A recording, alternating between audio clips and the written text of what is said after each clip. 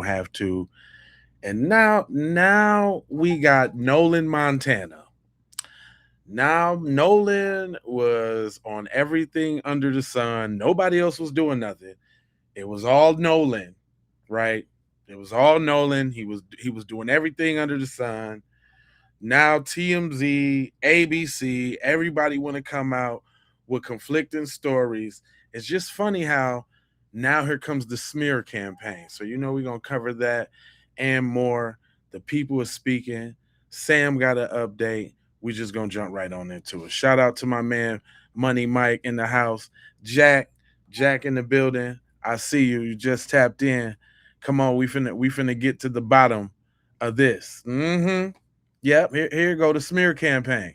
Here with a Nolan Xavier Wells update. So now all of a sudden, people are saying that Nolan was doing the boog shug, if you know what I'm saying. Right. Which is so crazy to me because they're not saying anybody else was doing it. They're just claiming it was just him.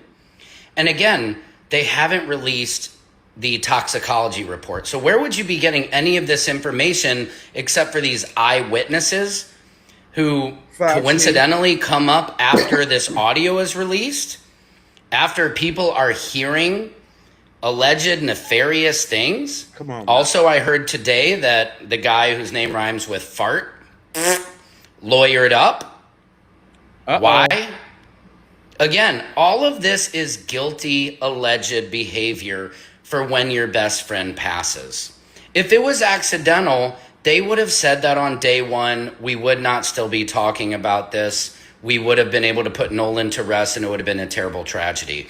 But the fact that now all of these friends, so-called friends, are lawyering up, they're saying that he was the one that was doing drugs. Like, I thought it was, the Coast Guard reported that he had heavy alcohol intake, according to these eyewitnesses. Right. No toxicology report. Why would you make a definitive statement like that before the toxicology results were out so you could say for a fact that this was in his body? It's just deceptive. This narrative is being pushed by these legacy media networks to protect who? I don't know. I don't know why they would protect Mississippi when Mississippi is well known for its history, and she needs to take responsibility for what's going on. Look, if this was a total accident, then come out and say that. Why do they have to hold this for the grand jury? Why are you holding back the autopsy? It's as simple as that. Mississippi, if you want to take the pressure off and have us take the gas and the foot off your neck, then just come out with the truth and let it be shown.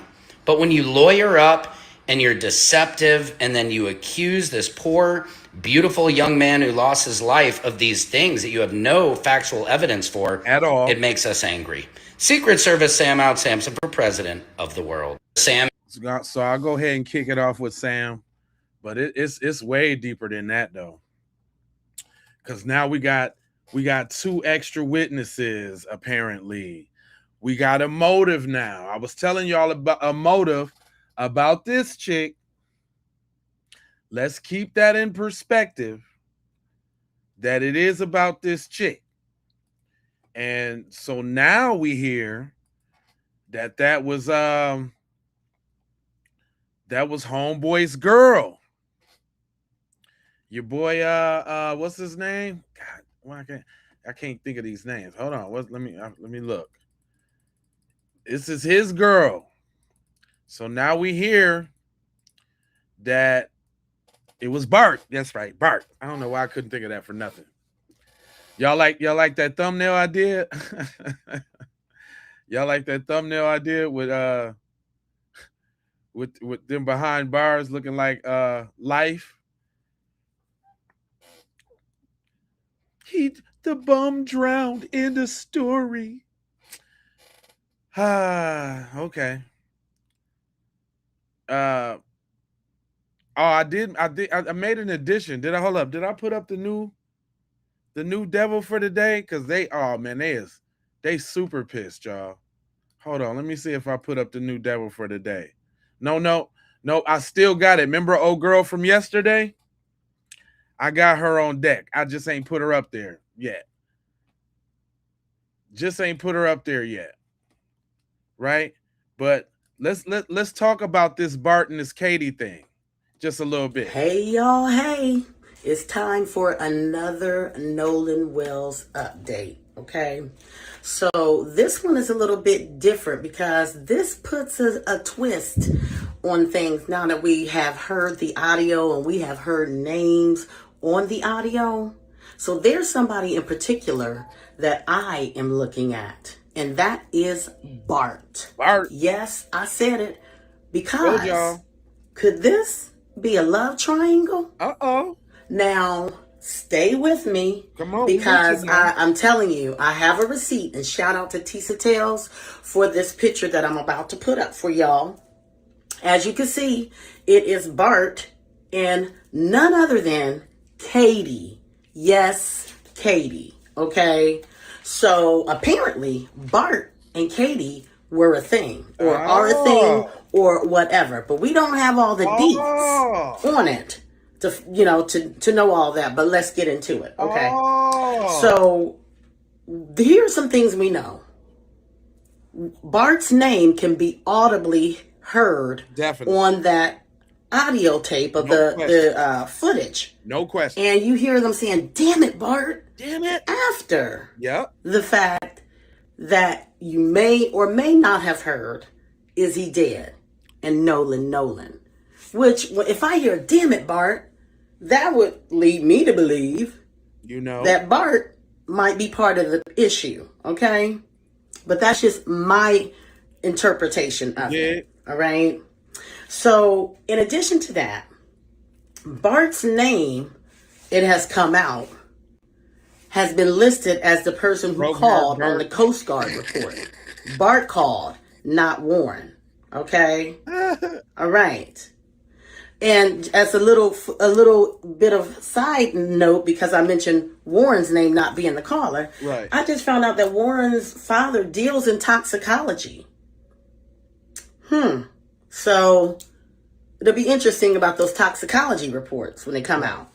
But anyway, Bart is 2 years older than everyone, so he could have contributed to the alcohol. And we know that first they tried to say that he wasn't in town. He said, "I've been gone for a year." Yep. Now we hear your name. So are you backtracking? Were you on that boat? Yep. Then your buddy Warren said that he was on your boat on the 4th of July because everybody came down for the weekend. So we know you were here for the weekend. Yep. Okay. Now here's something interesting. The pool party picture that everybody was saying was not from July 4th, that it is from July 26th or 27th, right? I believe it was the 27th. Right. Well, here's an interesting thing about Bart, and we need to find out where he was because he's in that picture, right? I didn't want to put it back up because then people be like, "Oh, you putting up fake information." But he's in that picture from June 27th.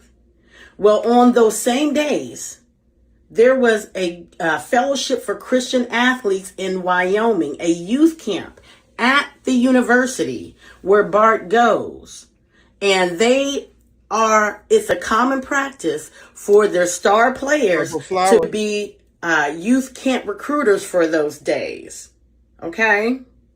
So, he couldn't be, if that picture was from June 26th or June 27th, you can't be in two places at one time. No. Okay? So we need to find out where Bart was and if that photo really was from the 26th or 27th. And I'm not trying to bring confusion into this, but I'm just saying he can't be in two places at one time on the validity of that photo. But anywho, that just leaves me with two questions. How long had Nolan been talking to Katie? And then how long were Bart and Katie together?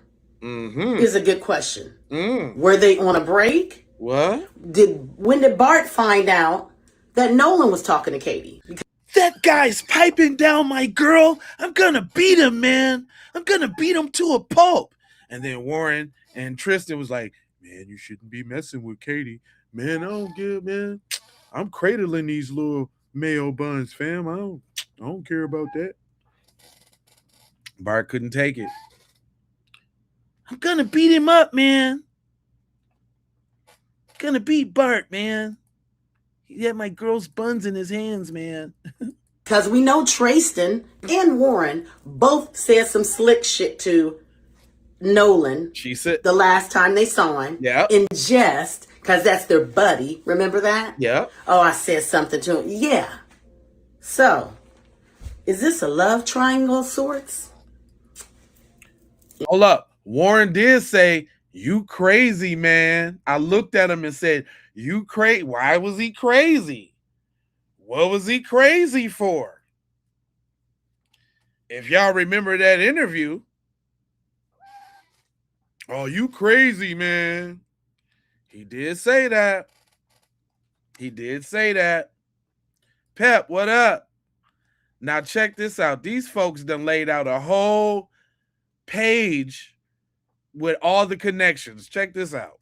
Okay, so far these are the individuals that were on the boat. I told y'all they trying to throw us off with the picture of just 4 of them on the boat. It was not just 4 people on the boat, and it's 2 unidentified females. Now, I'm gonna say this, okay? The woman on the boat that says, "Oh my God, is he?" It sounds like an older woman. It sounds like an older woman, and I feel like it could possibly be the older woman who is really trying to cover things up. Straight up. If you go and listen, it does not sound like an 18, 19-year-old girl. It sounds like a older woman. Mm-hmm. And I feel like one of the unidentified people is the older woman. Now, I know that sounds crazy given that it was a boat full of young people, but maybe she was just trying to go ahead and catch a ride home. I'm just saying. Let me know your thoughts in the comments. And I know y'all tired of me talking about it, but we too close to come up off the gas on this one. Straight up, though. Peace. On some realness now. But can we... Listen, everybody is on this motive thing.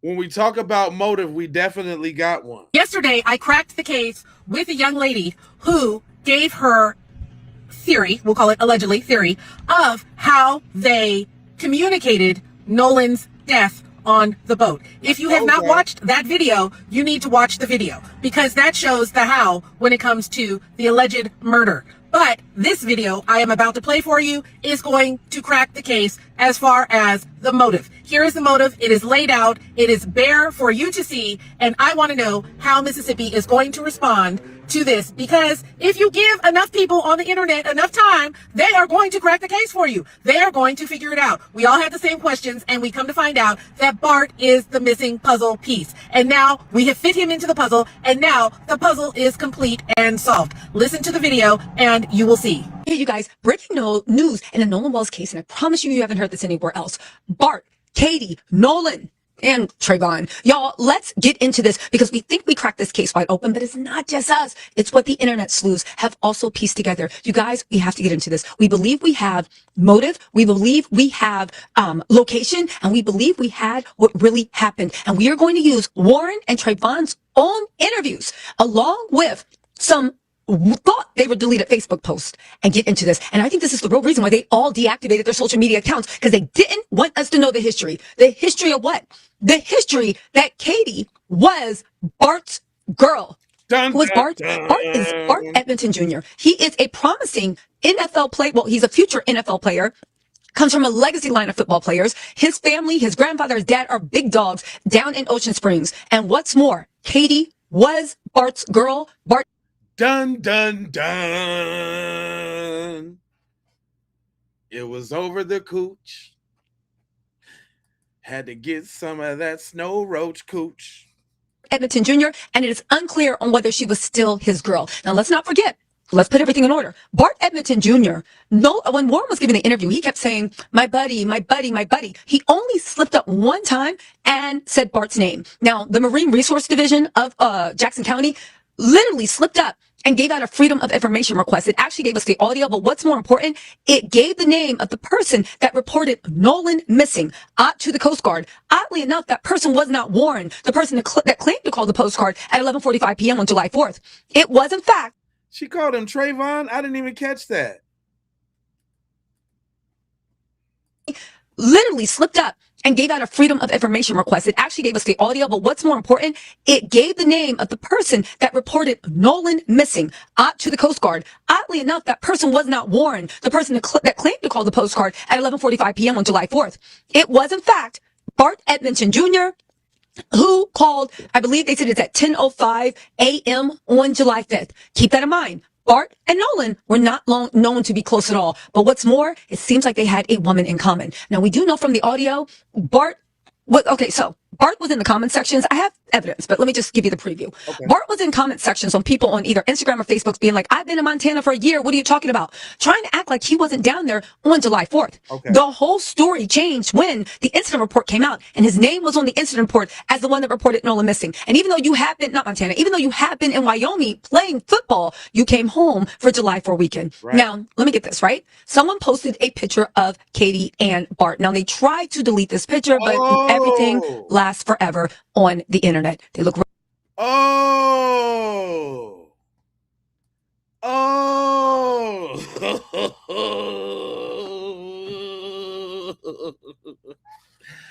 We was right. Not Katie and Bart forever.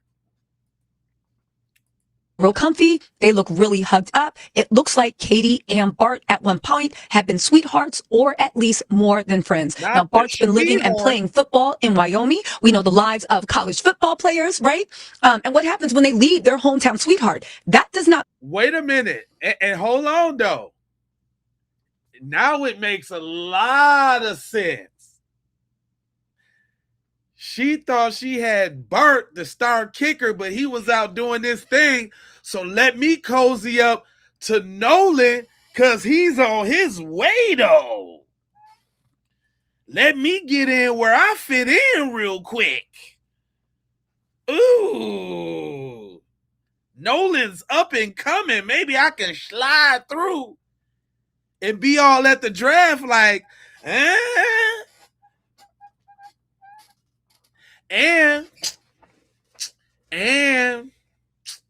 And that does create a little jealousy. She didn't go get a regular dude. She got Nolan. Who does Nolan think he is? Nolan? I'm way better than Nolan. You see my house? You see my boat? We're a tight-knit community. You're cozy enough. You're with Nolan? How dare you? I'm gonna kick his freaking butt right now. No, man. No. He's dealing with my girl. It's my girl. Katie's my girl.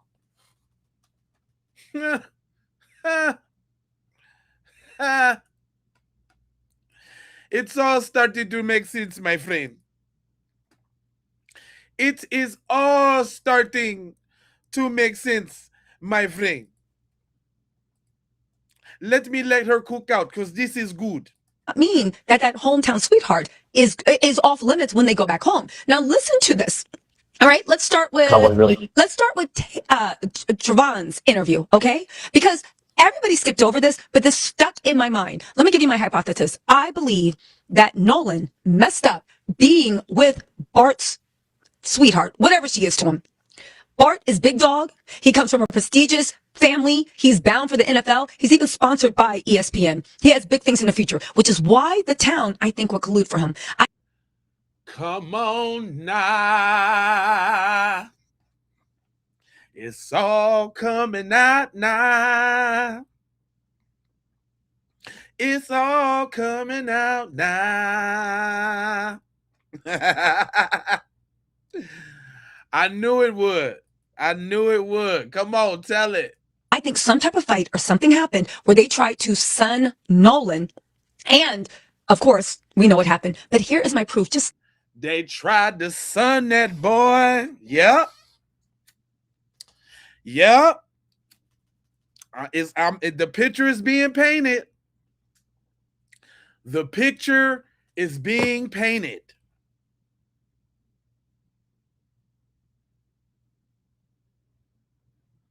Oh, this is wonderful. Oh, this is grand. Listen to me, okay? Listen to what Trayvon got to say. Mad. I was genuinely really mad. But the last time I saw Nolan, I was walking to the boat. This was before the fight. It's me and my old lady. We had just got out of a group of people. Nolan was walking towards Wyatt's boat. I was walking in the opposite direction towards my boat. Listen. And I dabbed Nolan up. I made a slick comment about something, actually about the girl that he was with. I made a slick comment to him. I was joking around, and I kept going. I made a slick comment about the girl that Nolan was with. What was that slick comment? Let's not forget Nolan was right next to the girl. Now I know what you're saying. Who's the girl? Of course it's Katie. If you don't want to believe me, let's listen to what Warren has to say. And not even 10 minutes after that is when I got into a fight. You guys get ready to leave out Listen to this. there, get towed out. Yeah. And then where's Nolan in this situation? Well, Nolan was, the last time I saw Nolan was 3 o'clock. And Nolan was cradling a girl in his arms, Katie. Katie. And Katie, Nolan was sitting there, and the last time I saw him, I looked at Nolan, and Nolan was like shaking his head laughing, and I was like, dude, you crazy. I was like just joking with him. And, but anyway, Nolan, that was the last time I laid eyes on him. But when we were leaving.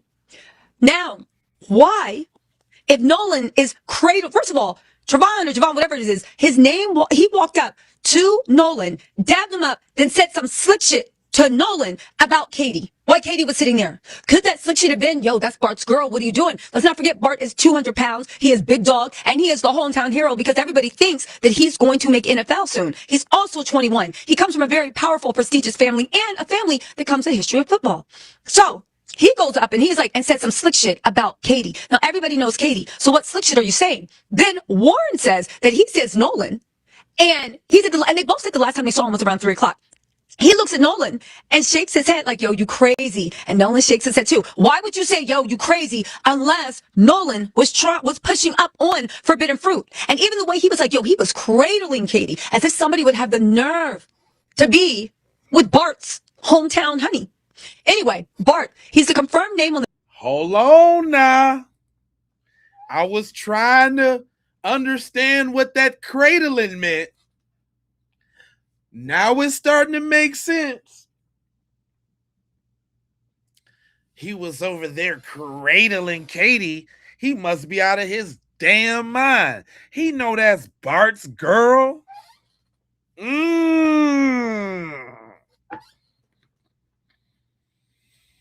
I'm just saying. She cooking with hot fire. Hot fire. All type of grease. Wow. Boy, that boy over there crazy pushing up on Bart's chick like that. What's wrong with you? The missing person Coast Guard report. Why would Bart, who's not that close with Nolan, make the missing person report? Meanwhile, why would Bart, who's not that close with Nolan, make the missing person report? Meanwhile, Warren is asleep to the point of show that his dad had to wake him up to be like, yo, what's going on? He did say his dad also, had to wake him up. He was mentioned in the Cito audio. We all heard him be like, damn it, Bart, stop. What was Bart doing on that boat when Bart had his own boat? Also, the cleaned up audio, you clearly hear Nolan's name too. The GPS location matched Fort Bayou residents on water with private deck access. So when they looked at GPS, when they get to the Port Bayou, that was Bart's family's house. They have a private deck right outside their house, and they have a pool in their house. Is it all coming together, or is it all coming together? And there was an attempt to conceal involvement by claiming to be in Wyoming for 1 year. Also, he came out the gate, I've been in Wyoming, until the audio placed him as being on the boat. But there's more, you guys. There's more. There's more. Hold on. This is Bart Edmonston. He's number 18 for Wyoming.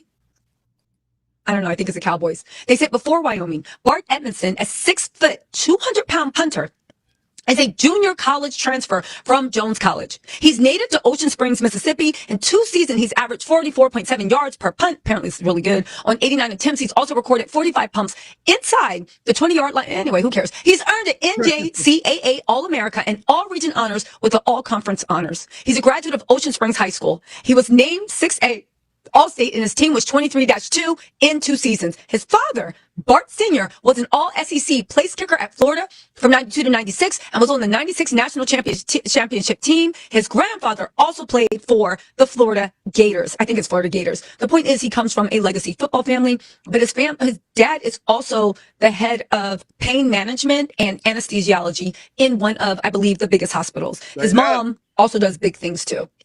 Again, Ocean Springs will protect. Remember when Trayvon was like, I feel some type of way about Ben Crump, because at the end of the day, Ocean Springs is going to look out for Ocean Springs. Yeah. Yeah, y'all all sticking together, Oh, also, Tiff Battle said, Barty Jr. has a promising NFL career. He's currently being sponsored on ESPN. I'm thinking this is the reason Warren kept saying my buddy is to remove Bart from the conversation.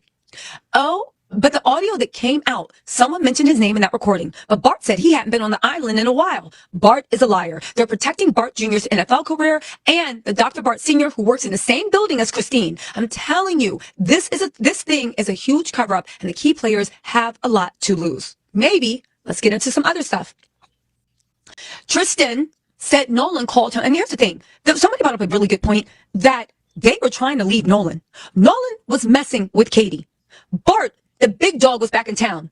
Everybody was trying to be under big dog, Mr. 21-year-old, 200-pound, about to go pro football player from a very, very rich family. People are surmising that they were actually trying to leave Nolan. Listen to this.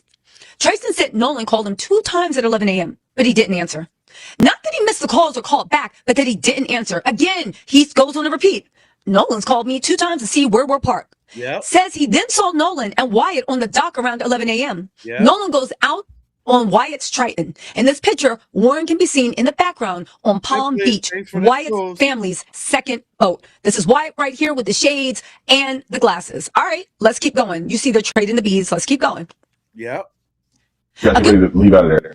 Hold on, y'all. A good point was made when they said they tried leaving Nolan home. Everyone was avoiding Nolan that morning. This is before, of course, they set off. Warren says that his family, friends, and group chat have been planning for weeks. He says on July 3rd, Nolan spent the night at mutual friend's house, but he says he and Wyatt, right? Warren and Wyatt woke up on July 4th, got breakfast, and headed to the dock. Yep. He says, Nolan wasn't with me, which means they left him.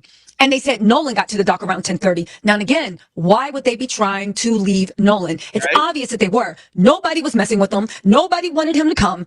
Everybody was missing his calls. That's what it seems from the boys that are his best friends. And then when they get to the island, everybody's making comments about Nolan being with Katie.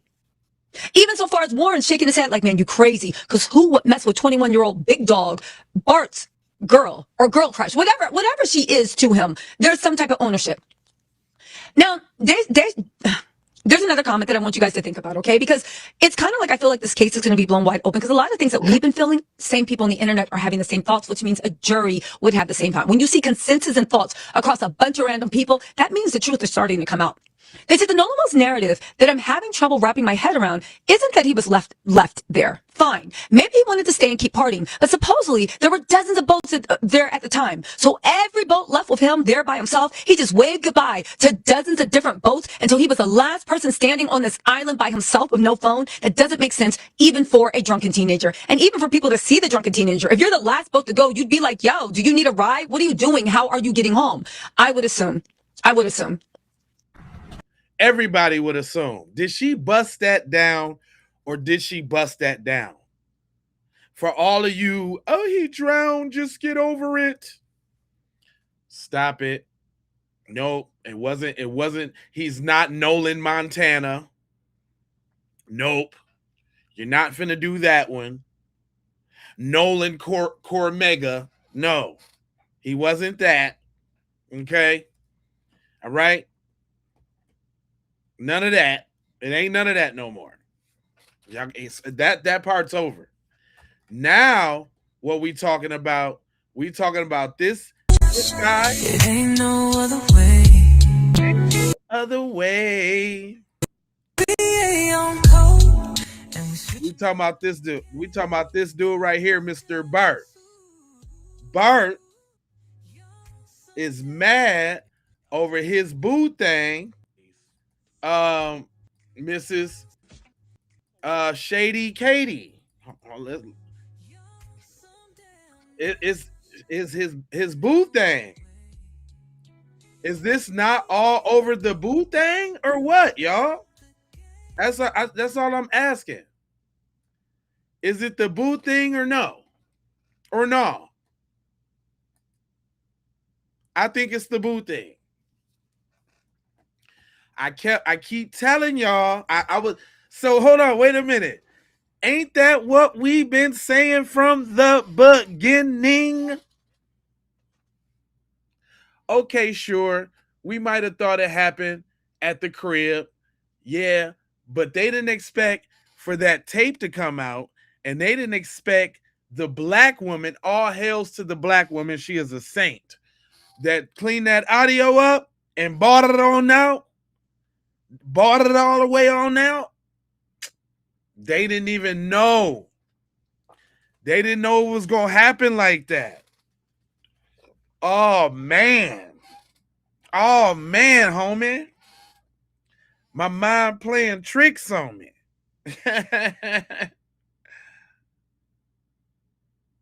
Marcatia, what up? Oh, man, homie. Is the mind playing tricks on me? Look, everybody got him caught up in the lies. Wait, what this officer knucklehead just said about Nolan is about to piss you off.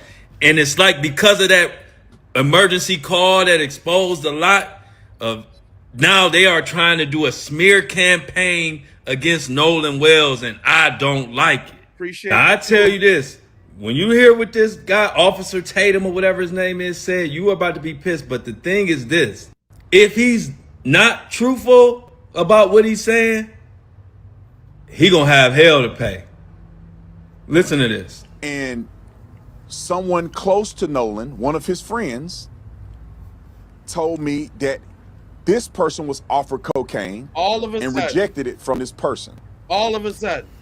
And I was also told, and this person told me that it's over 100% chance that Nolan was using cocaine during this period of time. All of a sudden. Now, it's always fitting when friends Nolan's friends will say they didn't take any coke, but Nolan did. Now, I will see when the toxicology report comes out, but it's just mighty funny. The person telling the story is always the one saying, I didn't have any.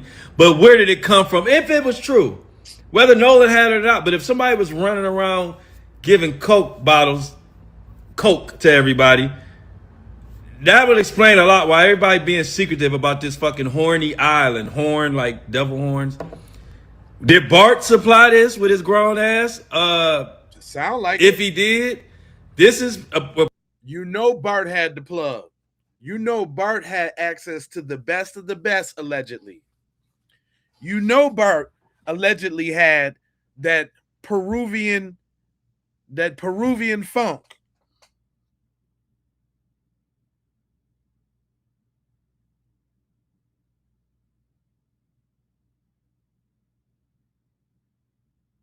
He had that straight Panamanian pack all day long. Stop playing. Reportedly, him and Katie, who used to date, and the rumor is he was popping up to show surprise Katie, and Katie was all up under Nolan arms, and an altercation went from there. And I don't like it. Man, it's getting funky out here. It's getting funky out here. They went ape over this chick, fam. They went ape over this chick. But you know what? This is the same playbook that they use all the time. It's not like it's nothing new. It ain't like this ain't nothing we ain't never seen before. Wells case, I want you guys to pay attention what they're doing right now. They're calling him an adult in the media. Mm-hmm. And the people, his friends that were around him, they're calling them kids and teenagers. Did y'all notice that? This is a tactic that the media use to put the blame back on the victim. Nolan Wells, in my belief, he's a victim in this case. Yes. But what they're doing is they keep saying he's an adult because, you know, they're talking about drinking now. There was drinking involved, they're saying. It was possible drugs. Now they're having a YouTuber come out and say that he possibly has some drugs in his system, but we don't know. The toxicology report didn't come back yet, so I don't know why he's privy to that, but we don't know yet because the toxicology, right? But they're saying that he's saying that it could have been possible fornication in the ocean and all this stuff. They're trying to take all the heat off of the people that were around him because it looks bad. It stinks to hide it. It stinks out there right now. It stinks, and I smell a rat. So they're taking the blame off of them. And then the attorney general came out saying she's going to go after people that's hampering this investigation, or people are feeling threatened. I'm so threatened. I feel threatened. Everybody feel threatened. But I don't want to talk about all that. I want to talk about what happened to Nolan. Let's stay focused. That's all. I'm not going to call him. He was a teenager at the time. That is true. He was a teenager. If you're going to call everybody teenagers, you have to call him a teenager. Come on now. If you're going to call him an adult, call the rest of his friends adults too. But one thing, we got to stay focused here. Instead of putting all the attention on him, we need to find out who did this. In my belief, this is a homicide. In my belief. But what they're going to do is they're smoke screening. They're stonewalling. That's what they're doing. Classic stonewalling. And I see it going on. And I see it as clear as day that they're stonewalling. And it's not right. Yeah. And but the thing is here, yeah, they're calling him an adult. You know, he was drinking and this and that, and that his friends, what did they say? He had his arm around that girl, Katie, and this and that. And this guy said he was a part of their friend group. I don't know who talks like that, friend group. Who talks like that? Yeah, that was a killer, right? This thing is horrible, guys, what they're trying to do. But I don't think it's going to work. Because his mother hired private investigators, and they're looking into this. She's going to subpoena all the records from all of the social media companies, whether it's Facebook, Instagram, TikTok, Life 360, you name it. Yeah. She's getting a subpoena to get all of that data. Then this YouTuber that interviewed these guys, these men, these young men, right, was saying that he might have some information now that it looks like maybe Nolan may have been victimized here. Yeah. Listen, I don't need him to tell me that. Right. I just need them to do what they got to do. They can take all the time they want. There's no statute of limitations on murder. So if they need to take all the time they want to make sure this is right and solve this, fine. But to make up these storylines, we didn't know what's happened out there. We don't know.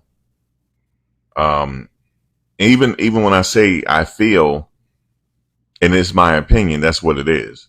I don't know for a fact, but I almost know for a fact definitely somebody did something. Yeah. And they have to get to the bottom of that. Yeah.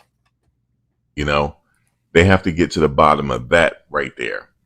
But to call him an adult and everybody kids in this situation, no, y'all not going to do that. The media, guys, is a very powerful entity that's been around forever, trying to shape people's thoughts and how they think. And this time it's not happening because a lot of content creators, they're making content around the clock. The media can't keep up with us. The traditional media, they can't keep up with us. Not with They me. just cannot. No. One of the influencers are going to break something before the news break it. I have seen it before in other cases. But to shift the blame, and also they were shifting the blame to his mother. Oh, she's doing this, and she said this, and Ben Crump said this. I don't care about what nobody's saying. I want to know what happened to the young man. Let's stay focused. You guys got an investigation, right? You guys are conducting an investigation, right? Well, let's see the autopsy report. It should be just that. What happened? What's up with his throat? Let's see that. Was it any water in his lungs? What's up with that throat, homie? Okay. That's what we want to know. We don't want to know about nothing else. Okay. What is it, a possibility that he was drinking out there? Of course. It was the 4th of July. It's a festive event. Everybody out there trying to have a good time. Okay. Okay. Yeah. We want to know the toxicology report and things like that. But I want to know where your leads at. Are you guys close to solving this case? Let's stay focused now. Let's stay focused. Yeah. Let's stay on it. Yeah. Let's get on it if you want it. Get on it if you want it. And Mother wants some answers here. Okay, this wasn't the first time he went out to Horn Island. This time he went out there. He ain't here no more. No. Oh no, y'all got to solve this. And you know what my prediction is? They're gonna solve it because the people gonna start telling on each other. They probably already telling on each other. They got a mess down there. Yeah. They got a mess down and they got a mess down there. That's one thing I can tell you. They got a mess down there because people are already talking. I'm pretty sure. Okay. And I don't want to talk about what they're saying is over because I don't know if it's true or not. Right. But if I find out there's some validity to it, then I'll talk about the story and what they say will possibly happen. But like I said, until somebody authenticate that story, I'm not going to talk about that. Yeah, you know what I don't like about him and people like him? I know what he's talking about. He's talking about that audio that came out. Now, all of a sudden, don't know. Now it's not authenticated because a black woman did it. See, that's crazy. See, because if white boy Roy would have did the little audio, they would be praising him for his electronic techniques and his audio prowess, and he's such a astute engineer. Come on, man. The sister put it together, and now y'all hating on it? That's crazy. That's crazy. That's crazy. I just want y'all to make sure y'all know what it is. When they talk about that they can't run with the story, I know what he's talking about. He was cooking, but I know what he's talking about. And I'm saying, like, I made a song like that. You won't listen to me, but you will listen to a white man. I swear I made a song about that. That's always the case. It's crazy.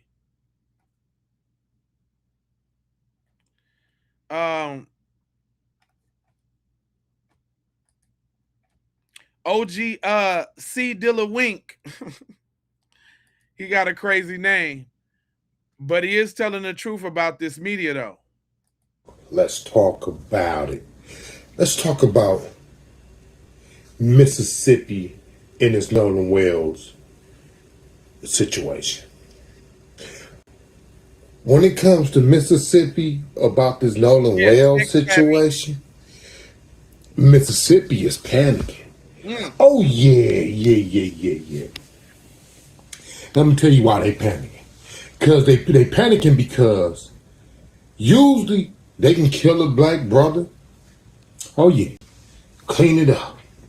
Be on with it. Don't get no backlash. No nothing. Mm-hmm. Don't get nothing. Ain't nobody even talking about it or nothing. But when it's coming to this Nolan Wells, black folks ain't letting up. Oh, no.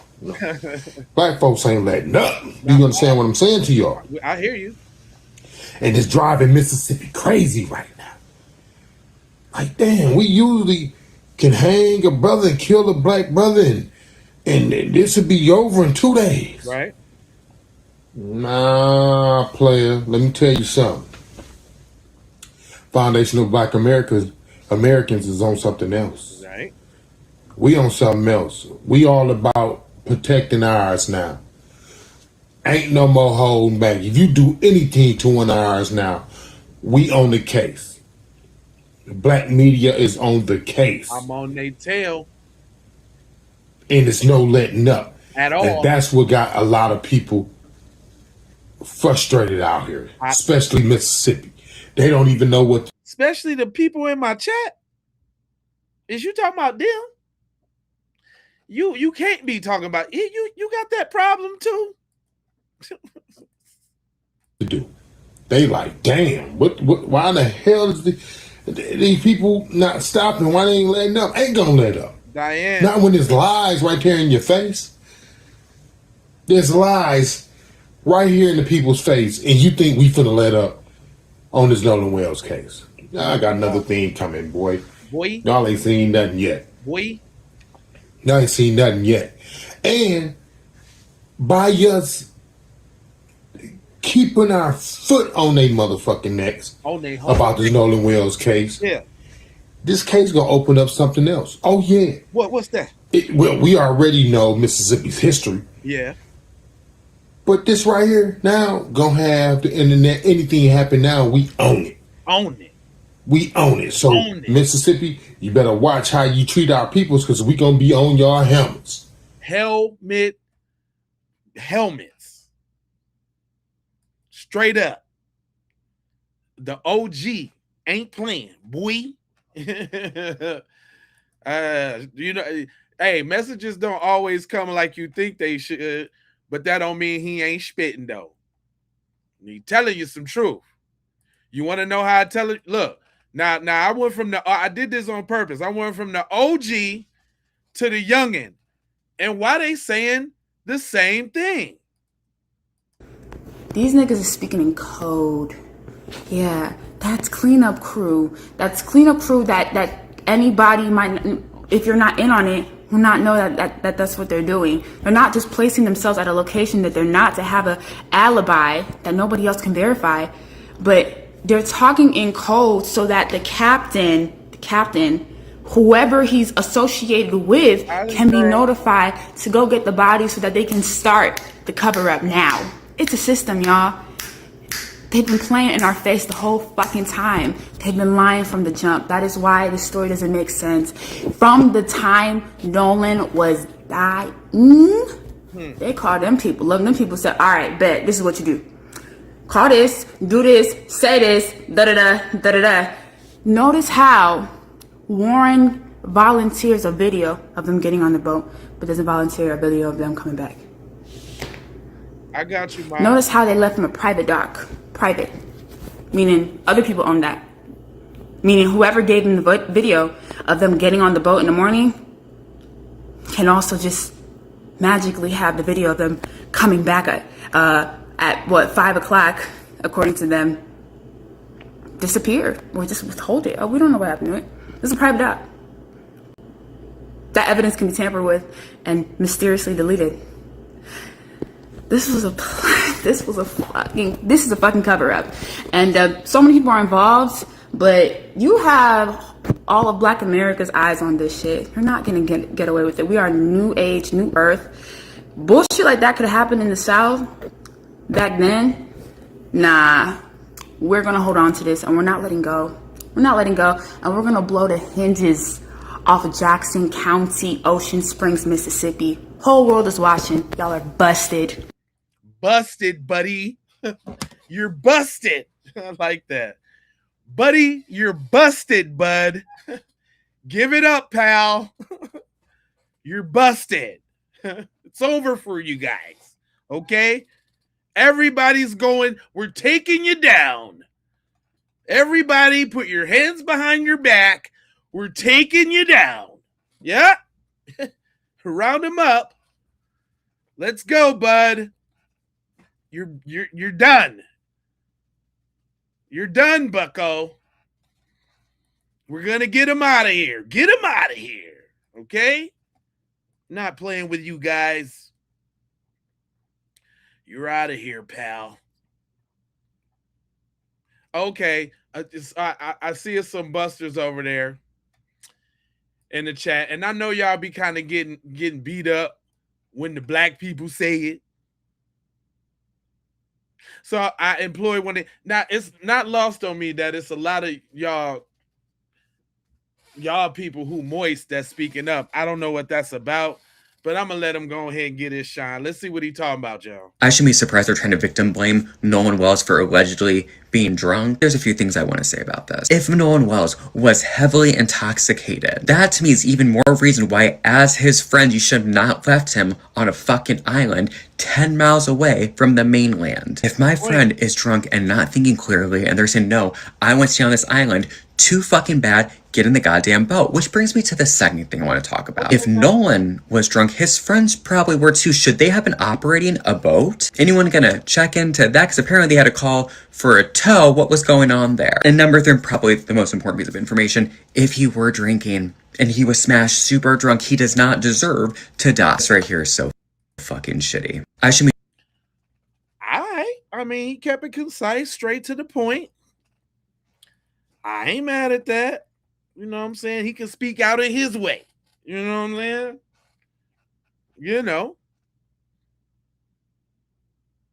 All of them were drunk and there are not his friends. That's terrible. Yeah, I don't think Nolan was drinking though. Creative one, I don't think. From what I'm hearing, I don't think Nolan was drinking though.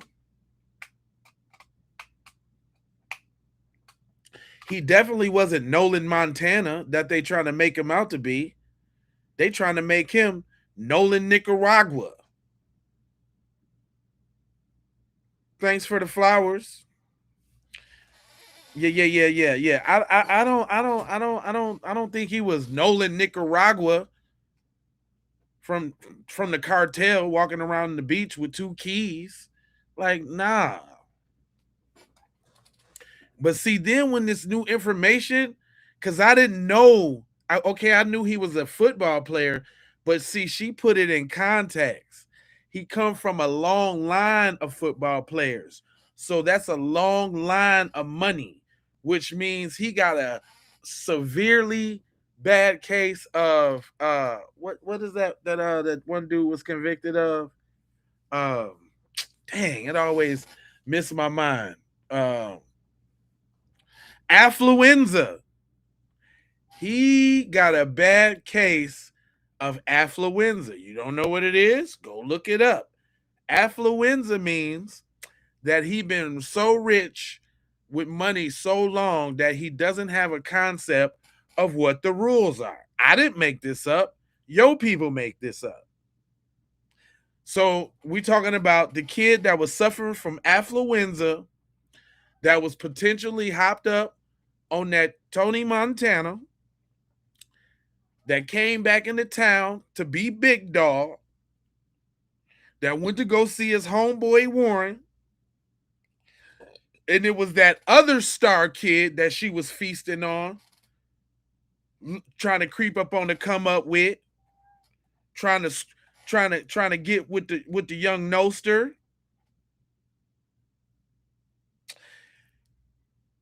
You know what? They might have even told him, like, man, I seen Nolan all booed up with your girl. That's what they probably did. Because they was trying to tap while he was out of town, but she didn't give them no time of day, even though they had bread. She only wanted to mess with Nolan because Nolan was going to become a star, and she was just trying to stick it in there till the draft. Come on now. Let's put the 2 and 2s together now. And then he's black. Let's not forget. But he's black. So not only was he mad at Nolan, but he was also mad at Katie because now she's a quote unquote mud shark and she's tainted. So he was just pissed all around the board. You dealt with that monkey, Katie. How could you? Was he bigger than me? You're a mud shark now. Come on, I'm telling you what I know and not what somebody told me. Had a lot of people drop off when I started telling that truth, but hey. You know how dweebs do.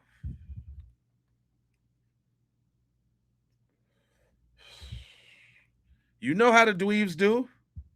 That boy, Tristan and Warren sat up there and told that boy, you know what? Warren was with your girl all day, or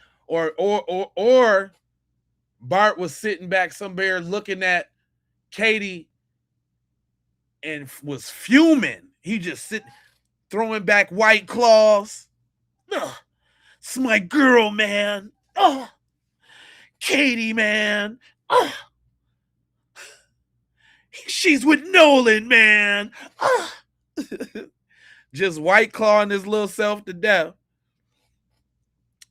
And then, I'm gonna get him, man. You get him. You get him on this boat, man. I'm gonna show him. They did 12. They told Bart they was trying to get on Bart good side. Remember, they said Bart was the man, the plug with the Drenuk. Look who they trying to protect. The man with the Montana. I told y'all. Didn't I tell y'all the last person that would be suspected was the one with the powder? I told you. They was trying their best, not to mention Bart. Bart was nowhere around. Bart was nowhere to be found because Bart got the plug and Bart allegedly got the drugs.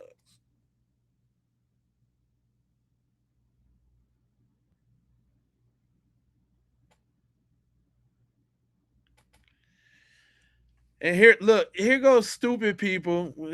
Jesus. We was kings, but can't swim. When did he swim, Jesus? Can you answer that? Or are you just saying dumb stuff? Can you answer that? At what point did this swimming happen? Before or after he was done cradling Katie's buns or got back on the boat? Where was that? We was kings, but can't swim.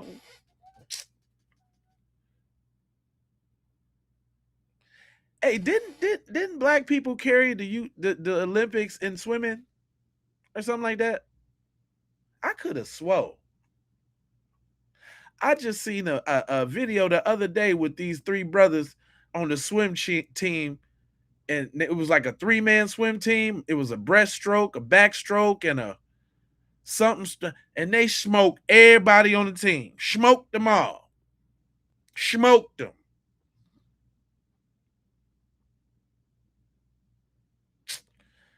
That's not true, bro. There's a few, and you know what kills me about when they say black people can't swim? They don't talk about why. Oh, because your people didn't want black people to be able to swim right after segregation was over, so y'all closed all the damn pools. Damn. Do better. So you're single-handedly at fault for it then. Take a bow. Take a whole bow. But you don't want to claim that though, huh? That ain't none of your responsibility, huh? It is. It is. Yep, it is. He's a grifter. Guys, new information on what's going on in Nolan Wells' case, and this time we have to rewind it back to Judge Ashley Cole. Judge Ashley Cole, I believe, is one of the boys' stepmoms. We believe it is Warren. She is mother of one of the boys last seen with Nolan before he died. Now, the funny thing is, right? We have to revisit her statement because we have found out disturbing things about Ashley Cole, meaning she may be the social media mastermind behind this disastrous. Uh-oh, don't give me with the slips and the pops now. Come on, give it to me raw now. Don't do me. Von Subi. Here, let me skip a little forward. Or let me give it a little refresh. A little refresher course. And this time we have to rewind it back to Warren and Dr. Django. But there's even more. This woman knows what she's doing. And we looked into her, in our opinion, creepy past of the type of cold-blooded, maniacal things she does. And guess what? It's not just against Nolan's family. It is against other families. Okay, let's get into the evidence. Because when you hear this, you're going to know 100%, I believe, that she is one of the ringleaders in the cover up. And she was advising Warren and everybody else to say that Nolan voluntarily departed. So not only to escape potential charges of whatever happened to Nolan, but to make sure that it could not come back and hit the family in a wrongful death suit that could possibly bankrupt them. I know it's a lot of stuff I'm saying, but I think I have evidence. You guys, let me know what you think. All right. So it all started, what made me look into her is this post, right? She said, yes, I deactivated. Oh, come on with this.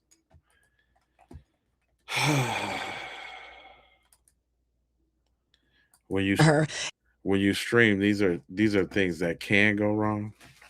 Usually it rarely does. I got that toppity tip joint.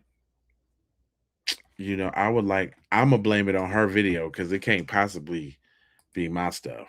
I'm taking it's just not my stuff. I don't care what you say. Let me dip to my mans though. I did have my mans queued up. I'm gonna deal with him and we'll get back to her in a second. TMZ is reporting, quote, Nolan. Hold on. No, I forgot my I can't mess with Cuz got that music. So I did have an interview with Nancy Grace Stroll.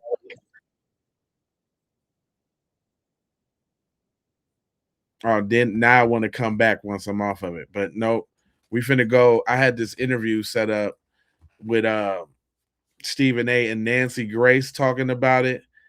And they both some tiptoers. So I just wanted to show y'all, the narrative that they're trying to push in the lamestream media. Weekdays on Fox 1. Please welcome for the first time to Straight Shooter, the one and only, Miss Nancy Grace. How are you? How's everything, Nancy?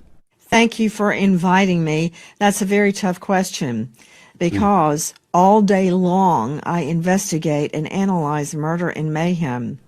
Very often, Mr. Smith, I have people ask, why don't you smile on TV? Yeah, you can't. Wouldn't that be odd for me to smile in the course of reporting on a dead young man or a missing child? So, although I have great happiness in my life because of my twins. I got you.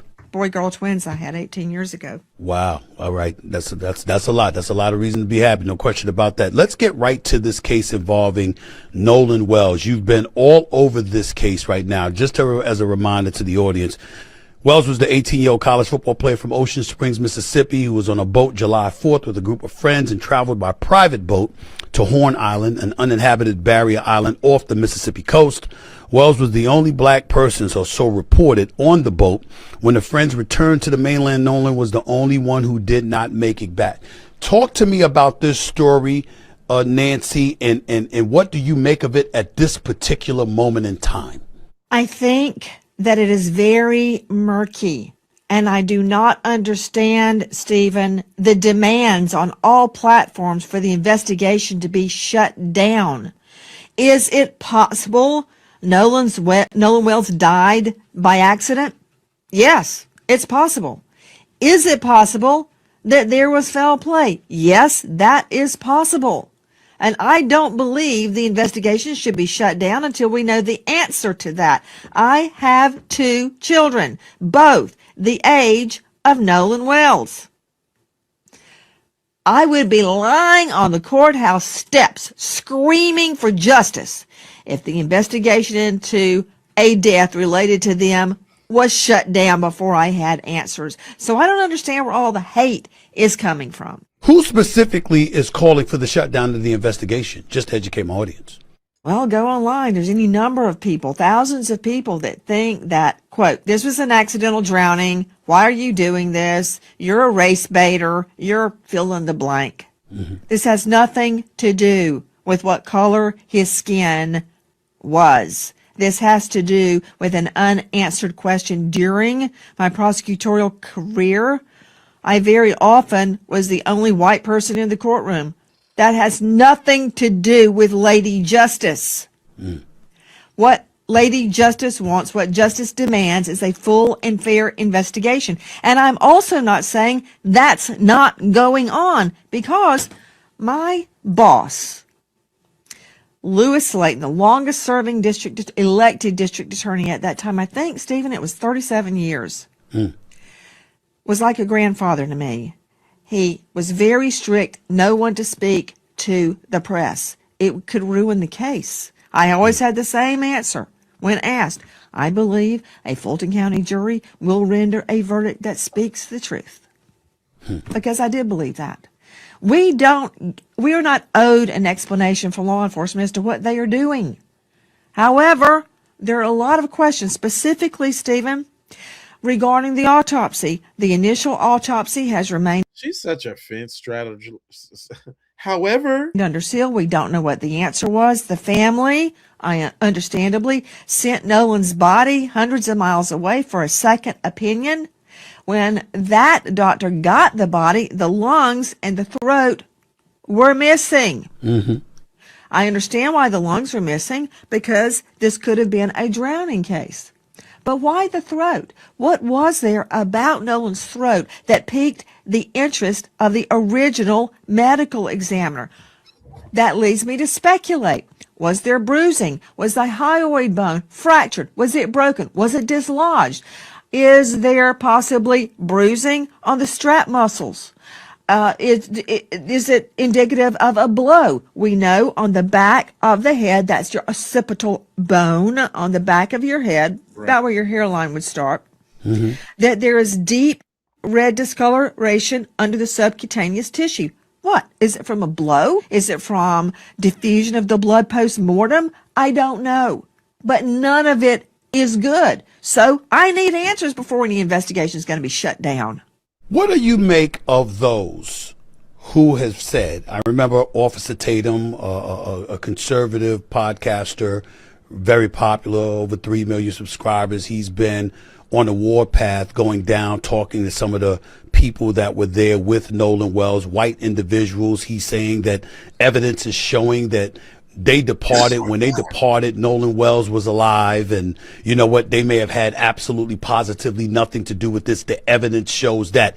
Is that your finding, that the evidence shows that the people being, with allegations being thrown in their direction, the suspicions that have been raised by these people that were in attendance with Nolan Wells, that they should be, they have been proven or found to not have been around even when he was still alive? Is your findings consistent with anything along that verbiage with what people are saying about these kids that were with him?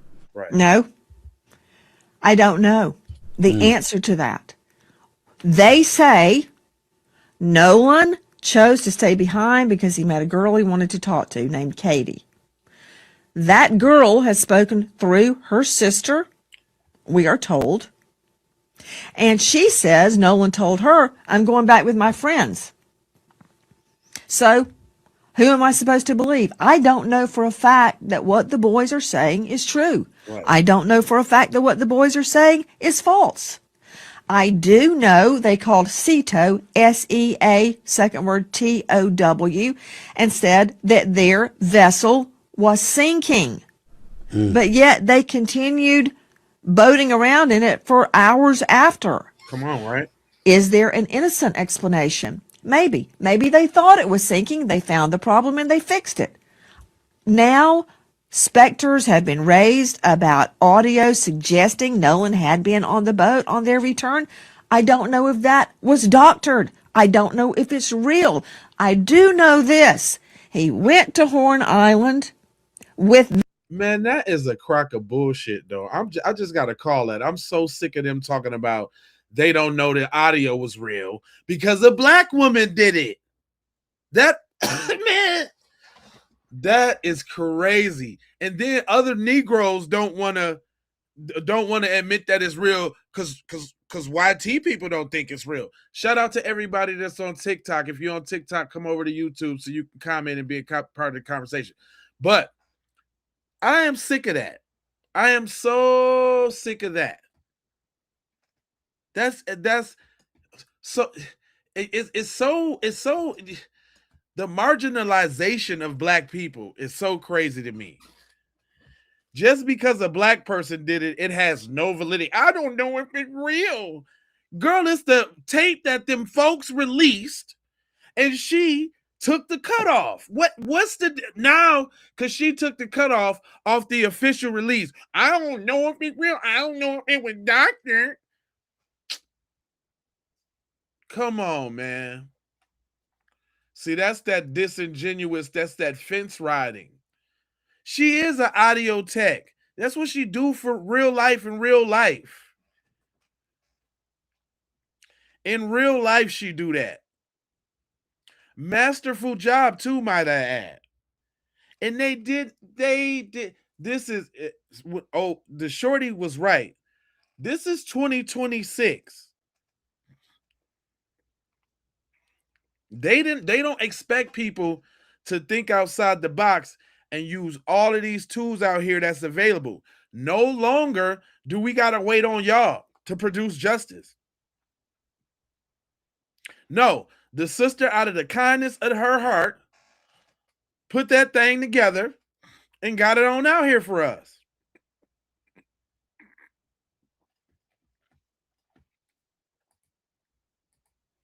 Them. They came back alive. He's dead. I'm going to investigate. You're darn right I'm going to investigate. And my wish is that his friends are innocent and that this was an accident. But it will be a cold day in HELL that I endorse closing down an investigation because somebody said I had nothing to do with that. What? Am I supposed to go, oh, okay, case closed, forget about it, and go tell the mom, we're shutting down the investigation because so-and-so said he had nothing to do with it. Have you received any indication from law enforcement that that is their intent, that their desire is to close down this investigation? Have you seen any indication like that at all? No, and that emboldens me. That emboldens me because so far they haven't finalized this thing. As a matter of fact, the other day, a female journalist got a hold of law enforcement, the sheriff. He wouldn't answer any questions, which he should not have. And he stated that all questions were to be directed to the district attorney's office.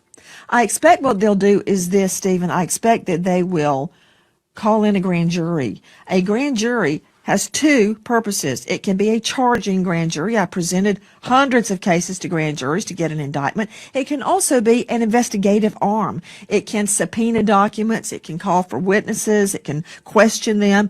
It's an investigative, a fact-finding grand jury. They may do that, or they may be able to do it on their own without calling in a grand jury. But I believe that law enforcement will do the right thing. Much has been made of the fact that Crump, who is representing Nolan Wells' family, turned down. Nancy. I think that law enforcement is going to do the right thing. When have they ever done the right thing, Nancy?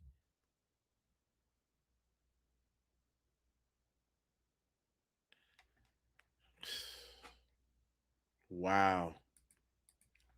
Down a request, an offer to bring on scent dogs and cadaver dogs to the boat. Well, I've got to just swat that down right now. Crump, or the Wells family, doesn't have the authority to allow anybody on that boat. It's not their boat. I've also learned through the grapevine that the boat has been searched. I would like to get my hands on that GPS nav system. I would like to find out if cadaver dogs were brought onto the boat. I would like to get a hold of Katie and question her. And I would like to ask each one of the boys separately what happened. And I'd like to give them a polygraph. Is that so wrong? That's what I would be doing right now. Nancy, I don't think it's wrong at all. And with those questions that you're asking, I think all of those are very poignant, very, very significant questions that need to be answered. What's the resistance to getting those answers? Is it law enforcement saying it's an ongoing investigation? You're not entitled to know things until we tell you to? Is it the family getting in the way? Is it the Wells family picking and choosing who they want to investigate matters and they're interfering in their own way? What's this mess that seems to have been made of this case? Where does fault lie, if any at all, in your estimation, as to what's impeding progress in this investigation from taking fold? Stephen, I believe a lot of people desire controversy. I think that there are people out there that want to spin it out for their own gain, be it fame, be it money. And I cannot relate to that. I'm a crime victim. I am a victim of violent crime. My fiance was murdered shortly before our wedding. It changed my life and my family's life forever. It even affects me now, how I raise my children every day. I can't lay fault at the family's feet. I can't do that. I think that hate, racial hate, is being stirred. The pot is being stirred. And people are coming out. I looked at my Twitter the other day. I wish I hadn't. With the worst slurs. They're not, usually people will try to hide it. They're putting it in writing. It's just anger and hate, and it's boiled up in the form of this case. And I pray to God that we will get justice regardless, notwithstanding all the hate. I don't know where it's coming from. I can't identify with that. But I can tell you this, we're not letting go till we have an answer. Your thoughts on the Wells family. Some people who wanted to point the finger at them, and I just find it to be wrong. I'm not looking at the family who lost their son or lost their sibling. I'm not looking at them. I'm not trying to look at them in any negative way. But there are people that have looked at Crump's presence. Civil rights attorney. Obviously, he's represented white clients as well as black clients in the past. The family brought him in. They brought up Al Sharpton eulogizing Nolan Wells at the funeral. They brought up these kind of things to. I don't know. John, hey, if John puts something like that in the chat, and get him up out of here. Mike, whoever up in here, keep y'all eye on John Capo. Matter of fact, we don't need that type of stuff in the chat now, bro. Slow your horses now. Say that, the family, if not the family, those connected to the family, are stoking these thoughts that you just articulated. That's a very, very big concern to you. What are your thoughts about that when the Crumps of the world, the Al Sharptons of the world, even though he just eulogized them at the funeral, he's not necessarily involved in the legal process. Their involvement in something like this, what does that do for or against the case in your estimation, based on your experience reporting on these potential crimes, allegations involving such manner? I don't care. I care about one thing. What happened to Nolan Wells? I don't care if Al Sharpton is stirring the pot. I don't care what people say, the rocks they throw, the slings and the arrows. Don't care. That's real. That does not dissuade me from finding out what happened. Now, sometimes people seek refuge. How do I know the family didn't know who to contact? How do I know Crump or Sharpton didn't contact them? And they said, yes, help me, please. Maybe they thought an injustice was going down. I don't know why they chose Crump. I don't know why they chose Sharpton, but I can tell you this is not a Miss Congeniality contest. Nobody's going to get crowned Miss Sweet Potato at the end of this. Mm-hmm.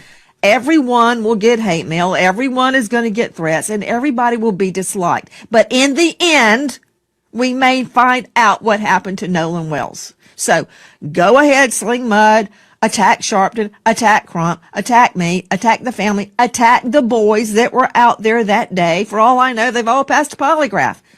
I don't know that, but I do know I don't have answers. So you don't know that. Why would you even throw that out there to try to throw some tidbit of credibility their way? You little fence straddler. She's definitely a fence straddler. She's like a double speaker. And a young man the age of my son and my daughter is dead. That's all that matters. I don't care what Crump or Sharpton scream into a microphone. Irrelevant to me. I only care about the facts. Let me be more specific. What I'm getting to is, does the presence of individuals like that based on your experience, assist in expediting the process to get closer to the truth? That's what I'm wondering about specifically. I think it does, and I'll tell you why. Whether you like Sharpton or you have to hold your nose, you don't like him, don't care. But guess what? Every TV was turned on this case because of Crump and Sharpton. You know how many cases I've investigated and nobody cares? Their names are forever lost. Nobody knows their names. Nobody cares. But because those two jumped on the bandwagon, or hitched a ride on the bandwagon, I don't know which is true, now there is focus on the Nolan Wells case. And I say, fine. Authorities have said they suspect drowning. How do you feel about authorities coming out without the investigation being completed? I'm thinking about your former boss, who was like a grandfather to you, that told you don't go to the media until it's absolutely necessary. Timing is everything, et cetera, et cetera. I'm looking at authorities coming out and saying they suspect drowning. I think that's a very presumptive statement to be coming out of their mouth, wouldn't you say? I don't think there should have been any comment at all. Right. If they had to say something, it should have been along the lines of, we are investigating the case to our fullest ability, and we are open to any information, any help that we can get, and we will find the truth, God willing. I think that's what I would have said if I said anything at all. Maybe they did suspect drowning at the beginning, but they should have kept their pie holes shut, because we don't know that it was drowning. Now, the fact that the first ME took the lungs suggests to me that there may have been water in the lungs. That doesn't mean foul play was not involved. How do I know he wasn't hit on the head and thrown over the side? Do I think that's what happened? I don't think anything one way or the other until I have the facts. His friends could be completely innocent, or they may know more than they're telling. We have to find that out. And the only way to do it is by applying pressure. And in my estimation, the authorities being a bit presumptuous and ahead of the curve and saying they suspect drowning and articulating that, it's almost like their wish was to aim you in a different direction, and the direction towards innocent for these boys. Because why would authorities come out so quickly and just say such a thing? That's just my thinking. But I'll ask you this as well. Your thoughts real quickly about the independent autopsy compared to the original autopsy. Your thoughts about that, if any at all. Oh, I've got plenty of thoughts, Stephen Smith. Plenty of thoughts. First of all, they both are inconclusive. I don't have the first result, so I don't know. The second one is deemed inconclusive. Why? Because the second examiner does not have the throat or the lungs. So a full investigation, an autopsy cannot be completed, because this is what they've got to do, and I've seen them do it. I told you about the red subcutaneous markings under the occipital bone. Yes. All right. Now, how do I know that's not from a blow to the head? Okay. How do I know that's not from an accident? We are being told today Nolan was drinking heavily. Okay. Even somebody drunk can be a homicide victim. Even somebody drunk can be a victim of an accident. That means nothing to me. Everybody out there was drinking. So what, I'm going to be angry because the victim was drinking? Again, this is not a personality contest. It's not a moral test about his character. Bottom line, I need more evidence, because that bruising or hemorrhaging or reddening under the occipital, I got to figure out it's from a blow. Is it from a fall? Is it diffusion? Now, go with me on this. When someone passes away, okay, and they're in a specific position, the blood pools. It's called lividity. The blood goes down. Like if I die on my back, my blood will go to the back of my head, my back, my rear end, the back of my legs. You turn me over, it'll go to my front. So, is that pooling of the blood? I got into a full-on argument with a very esteemed medical examiner because he suggested it was pooling of the blood. Then why wasn't it anywhere else? Why wasn't there pooling on his back, on the back of his shoulders, his neck? Why is it just pooling here? So I've got a problem with that theory. Here's a problem with my problem. It's very complicated, Stephen. The neck, if it was injured, is very diffuse with blood. The blood from the jugular and the carotid arteries could diffuse post-mortem and gather there. So what they've got to do is get that tissue, the tissue from Nolan Wells's occipital. But he was found face down though. So where would the pooling be on the back of the neck though? Come on now. Let's not forget all the facts are out here. That's a fact. Whether he was clothed or not clothed, he was found face down on the beach like he was sleeping with his leg out, right? Bone around it. And they've got to look under a microscope and figure out, is this a result of a bruise or is this diffusion of blood or something else? See, it's very complicated and very minute. So we need more evidence, is what I'm saying. I think it's very complicated for the average person out there. I don't think it's that complicated for you. I don't think it's that complicated for a medical examiner if you have his body. Nigga, it ain't complicated for me neither. What are you talking about? I hate when the media try to talk like don't nobody know nothing unless they put a label on them. What are you talking about?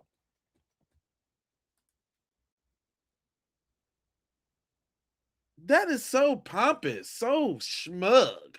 Yeah, because nobody else would know what you're talking about. I know you know what you're talking about. I know what I'm talking about. But don't want nobody else know what they know about. Shut up, dude. This guy. Body, and you have that, you look at post-mortem and gather there. So what they've got to do is get that tissue, the tissue from Nolan Wells's occipital bone around it. And they've got to look under a microscope and figure out, is this a result of a bruise or is this diffusion of blood or something else? See, it's very complicated and very minute. No, it's not. So we need more evidence, is what I'm saying. No, we don't. I think it's very complicated for the average person out there. No, I don't think it's that complicated for you. I don't think it's that complicated for a medical examiner if you have his body and you have that, you look at it and you can see what it is. To me, it just seems some resistance, I don't know from whom, to make sure that becomes public knowledge. I think that's where I think that's where the challenge lies, not in figuring it out. I think the challenge lies in us getting them to articulate what they figured out, Nancy. That's where I'm at with it. Now, you're saying what they figured out, because I don't think the second examiner has figured out anything because he doesn't have the lungs or the throat. I'm talking about the first examiner. examiner. That highway bone. I'm talking about the first examiner. Okay, yeah. There's one holdout on that I could see justifying the delay, and that's waiting on toxicology. Were drugs involved? Because what if, and I have no evidence of this, what if he had used drugs, fell in the water, and drowned? But they didn't tell you that, Nancy. They didn't tell you. Thank you, Steve. What if he was Tony Montana? He had kilos. He's so dope on the West Coast. Like, shut up, Nancy. Nancy's playing them games, fam. Nancy's playing a whole bunch of games. She looked like an older Megyn Kelly. She's playing straight games. The lungs or the throat. I'm talking about the first examiner. That highway bone. I'm talking about the first examiner. Okay, yeah. There's one holdout on that I could see justifying the delay, and that's waiting on toxicology. Were drugs involved? Because what if, and I have no evidence of this, Well, then why are you saying it?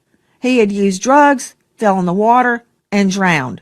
But they didn't tell you that, Nancy. They didn't tell you anything about the if he did use drugs, he could still be a victim. But they didn't tell you. I'm saying, even if he did use drugs, even if he was Nino Brown, even if he did take over the Carter, this biatch, she low down dirty for that. Even if it was Pablo Escobar, even if he did have him for cheaper than $17.5, what? This Nancy broad, you gotta watch her. You have got to watch her. She's throwing out little dog whistles so some of the white people will still watch her little program. That's what she doing. And the average person out there, they didn't even tell you about we're waiting. You couldn't say we're waiting for the toxicology report. I mean, if you could sit up there and say we suspect drowning, couldn't you have said we're waiting for the toxicology report? You didn't hear them say that, did you? Yes, you could. I have not heard that, and you're very correct. That could be released. It's pending toxicology. If he's so correct, then why did you take the opportunity to paint him out to be the biggest Nino Brown of them all? You see how that whole little conversation played out right there?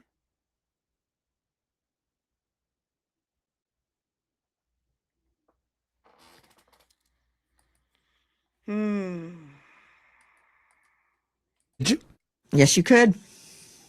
I have not heard that, and you're very correct. That could be released. It's pending toxicology. Or anything. Just tell me something. You could have said anything other than what you said. But no, you chose to paint your boy out as Pookie from New Jack City.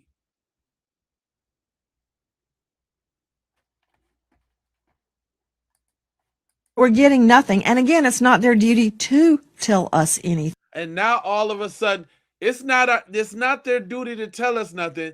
But if they did tell us something, they gonna tell us he was on drugs. That's what they would tell us. Drugs. Wait till the drugs come out. The drugs. She a part of it too. Thing.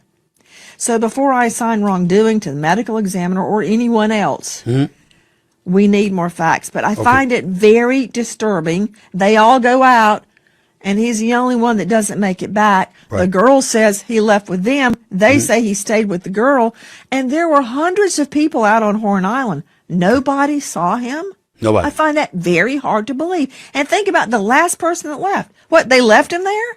I don't believe that. And he left, and he let them leave, even though his cell phone was on the boat. His phone. Okay. His phone, rather. His phone was on the boat or whatever, which brings me to this question, because there were some questions about these conflicting stories coming out in the case of him staying behind to talk to a girl, a cell phone date, and inconsistencies between Life 360 and Snapchat locations. Talk about that for a quick second before I let you get on out of here, Nancy. I certainly will. I've consulted with digital forensics experts, and they say that there can be a difference between Snapchat location and Life 360 location and your iPhone, Find My iPhone location. Yes. So we have to make these things jive, and we may learn something nefarious or not. Now, we're also being told that there was no cell coverage there. I don't believe that, because the young man out on the boat called Cito, and I could hear him just fine. So there was cell. So the mom was concerned she didn't see any Snapchat or anything going on during this certain period of time. So we have to, and you can look, Stephen, even if you delete and you delete it from deleted and it's not stored in the cloud, can still find out if something was deleted, because it leaves a trail. Everything you do on your phone leaves a trail. Even if it's totally deleted and deleted from the cloud, you still leave a trail of your actions. But just human nature. I know my children. My son is a fisher.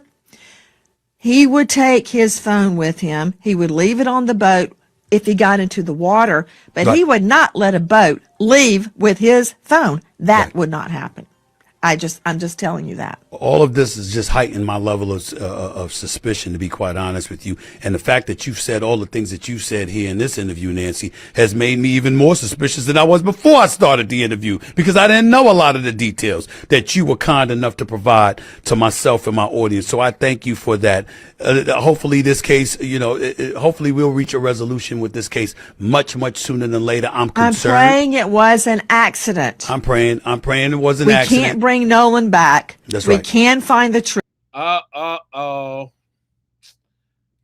Oh my gosh. That was a dog whistle too. That was a huge one.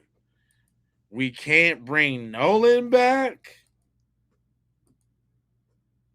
Wow. Truth. The best outcome would be there was no ill intent. Yeah. That is my prayer. Absolutely.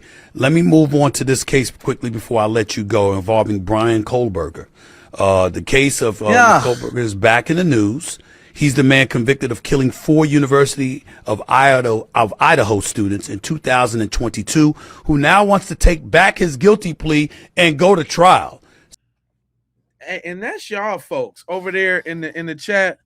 You see what they about to talk about? Yo folks again. Yo folks. Why y'all ain't doing a space about that? Y'all ain't doing a space. I'm looking to go join a space that's talking about this. Kohlberger is back in the news. He's the man convicted of killing 4 University of Idaho students in 2022, who now wants to take back his guilty plea and go to trial. Damn. I'm kind of interested in that one now. I'm kind of involved. Hold on, y'all want to hear about that? Speak about that and somebody taking back a guilty plea and how that works for them. As I like to say, be careful what you wish, my dear, for you will surely get it. You know what? Fine. If I were the state, I would run back into that courtroom right now and say, "You're on, Kohlberger. Let's try this thing." I can just... Boy, I'm not. You better believe there is no black man in jail for nothing that she would have rubber stamped them getting a new trial just like that on any day. Boy, do y'all see how this game works? Matter of fact, they're speaking on this case in the open to try to give some leeway for this dude to get a case. I bet. I ain't never been so quick to hear somebody say a locked up criminal gets another chance just like that, even if they thought that he wasn't going to win. They would never suggest that about some black person. Are you serious? just tell you, it's a technical legal term. The first prosecutor had no balls. Now blame the prosecutor. Now it's all the technicals and the difficulties that I can slip through, and never for a black person. You will never hear this conversation for anybody black. Where was you at on Carmelo Anthony then? Have y'all heard Nancy Grace talk about Carmelo Anthony? I ain't heard her talk about Carmelo Anthony like that. I'm just saying. She got all the ins and outs. Look, she got the smile on her face. Look, them eyebrows went up. Look, she was all serious when she was talking about Nolan. Now she talking about a chance for a white dude to go free for something. She's all smiles. She's all giddy. She's into it now. Yes. Let's talk about the ways we can let the white guy free. Wow. When at first she started off this program talking about why she don't smile during her shows because everything's so serious, but not right now.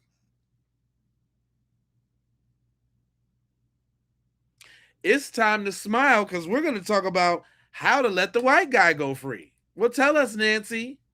We get it. You know what? Fine. If I were the state, I would run back into that courtroom right now and say, "You're on, Kohlberger. Let's try this thing." I can just tell you, it's a technical legal term. The first prosecutor had no balls. I don't know if you're familiar with Latin or not. Okay. That case should have gone to trial. If there ever was a death penalty case, it's Brian Kohlberger to attack young girls in their sleep and stab them ruthlessly. Kelly Gonsalves's teeth were stabbed out of her mouth.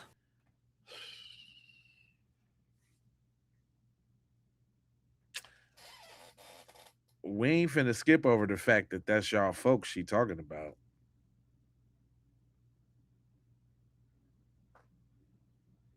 Give me all the theft. Give me all the EBT. Give me all the lazy, all the DEI. I'm not doing none of that stuff. And none of the black people I know. Never heard of somebody doing that stuff. Give it all to me now. Give whatever you 1350, whatever. It's not that though. Yeah, that's your folk. Oh, that ain't your folks? Ricky, you say that ain't your folks? Is that a separation? You denouncing?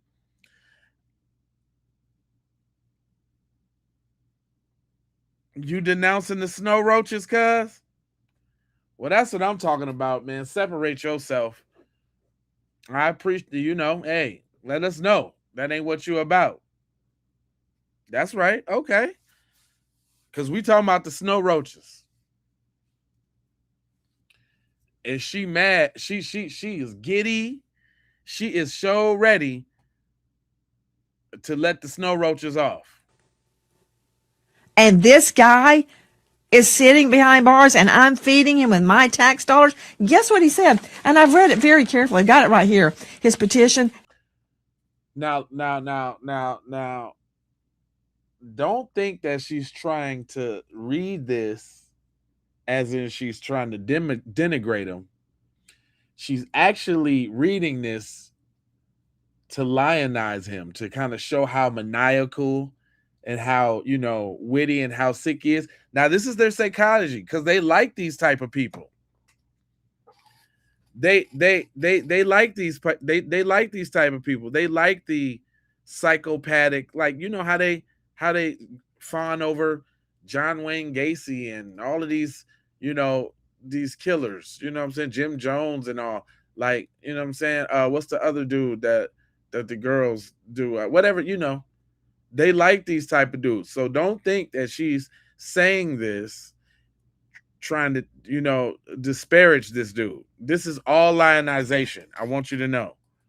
He wants a trial. He says he was misled about what prison would be like. Really? Jail ain't what it's cracked up to be? Boo. Those were his words. Don't Those were care. his words. Misled about what prison would be like? He was misled by his lawyers about life behind bars. He thought he was going to have, quote, job opportunities.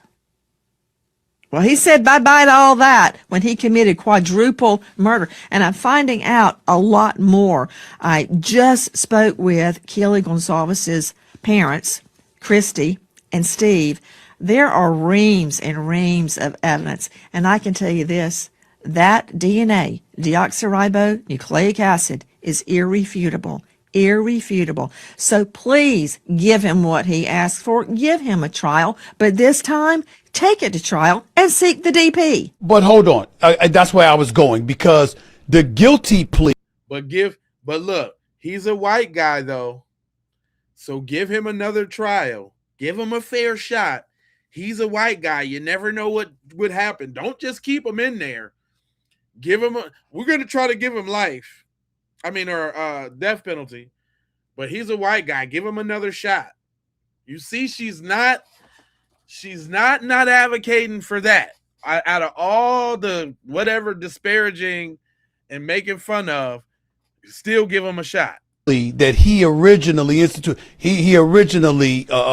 provided. What he was saying is he knew he was going to jail. I'm assuming it's for the rest of his natural life since he killed 4 people. Okay.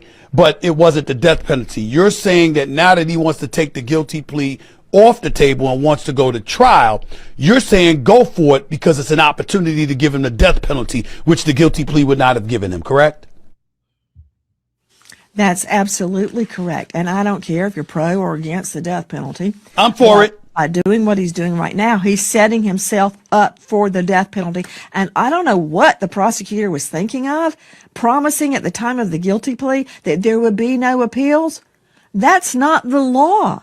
I'm going to throw a U.S. Supreme Court case at you, and I just looked. We don't care about all of that, but look how she trying to explain. Yeah, she finna be next on the devil's list. I'm sick of it. I'm really sick of it.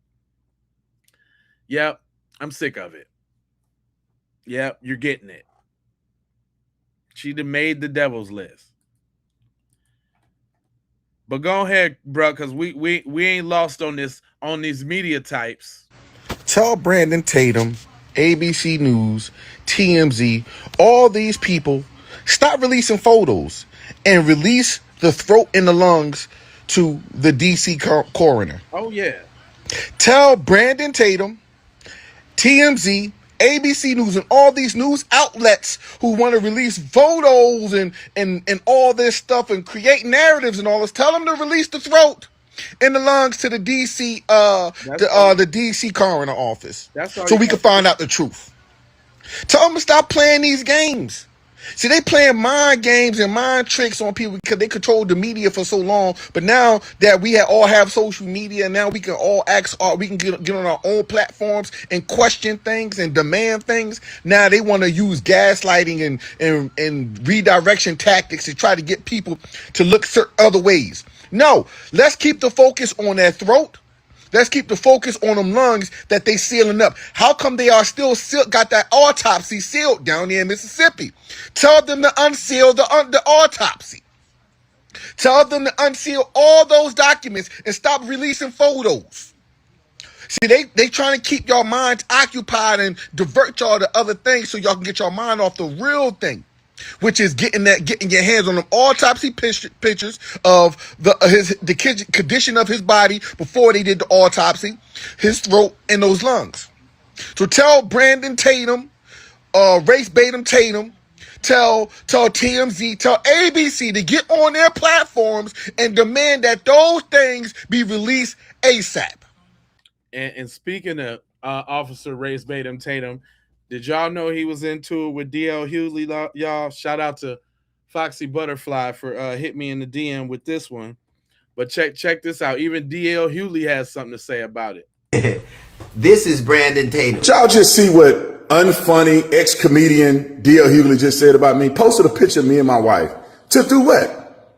To be a racist? No, you are the lamest dude in all of comedy. What is more lame than calling yourself the job you used to have? You're not an officer anymore. You were a football player who failed at being a football player. You didn't make the team, so you became an officer. That wasn't working out, so you became an influencer.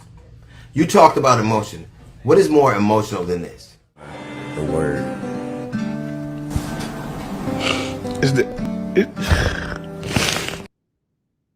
For a white dude who the people didn't even think you worthy to speak at his funeral. Right. You said you wouldn't cry for your son, but you cried for him. Yeah. That's not emotion. You talked the way Benjamin Crump talks. Just want to blame white folks.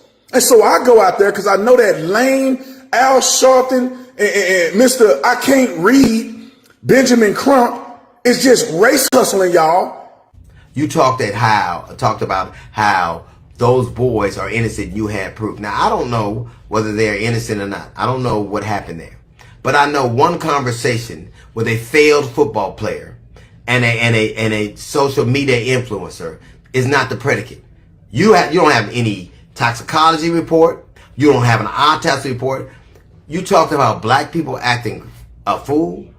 Black people are right to be suspicious of a state that took 31 years and 3 trials to prosecute and find guilty the murder of Medgar Evers. Black people are right to be suspicious of a state that in 2005 found 215 black people that were dead and buried in a pauper's grave and nobody knew they were there. Black people are right to be suspicious of a state that just killed a 1-year-old boy and nobody's being brought to account about. Yep. Black people are right to be suspicious of a state that has been poisoning black people with the water since the 1960s. Black people didn't look for this fight. They want justice. All they want is accountability. And if it's those boys, it should be that.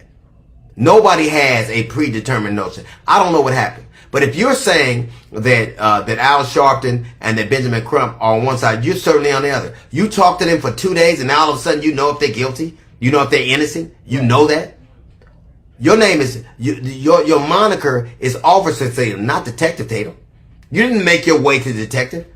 You're an influencer who says what white people want you to say. And don't you find it interesting that they chose to speak to you, and they chose to speak to you for the same reason that you're a conservative, for the same reason Turning Point did, because you're safe. They know you're a black man who'll do what he's told. You're an unremarkable black man who they know they can count on to be obedient. They pick you for the same reason they pick dogs.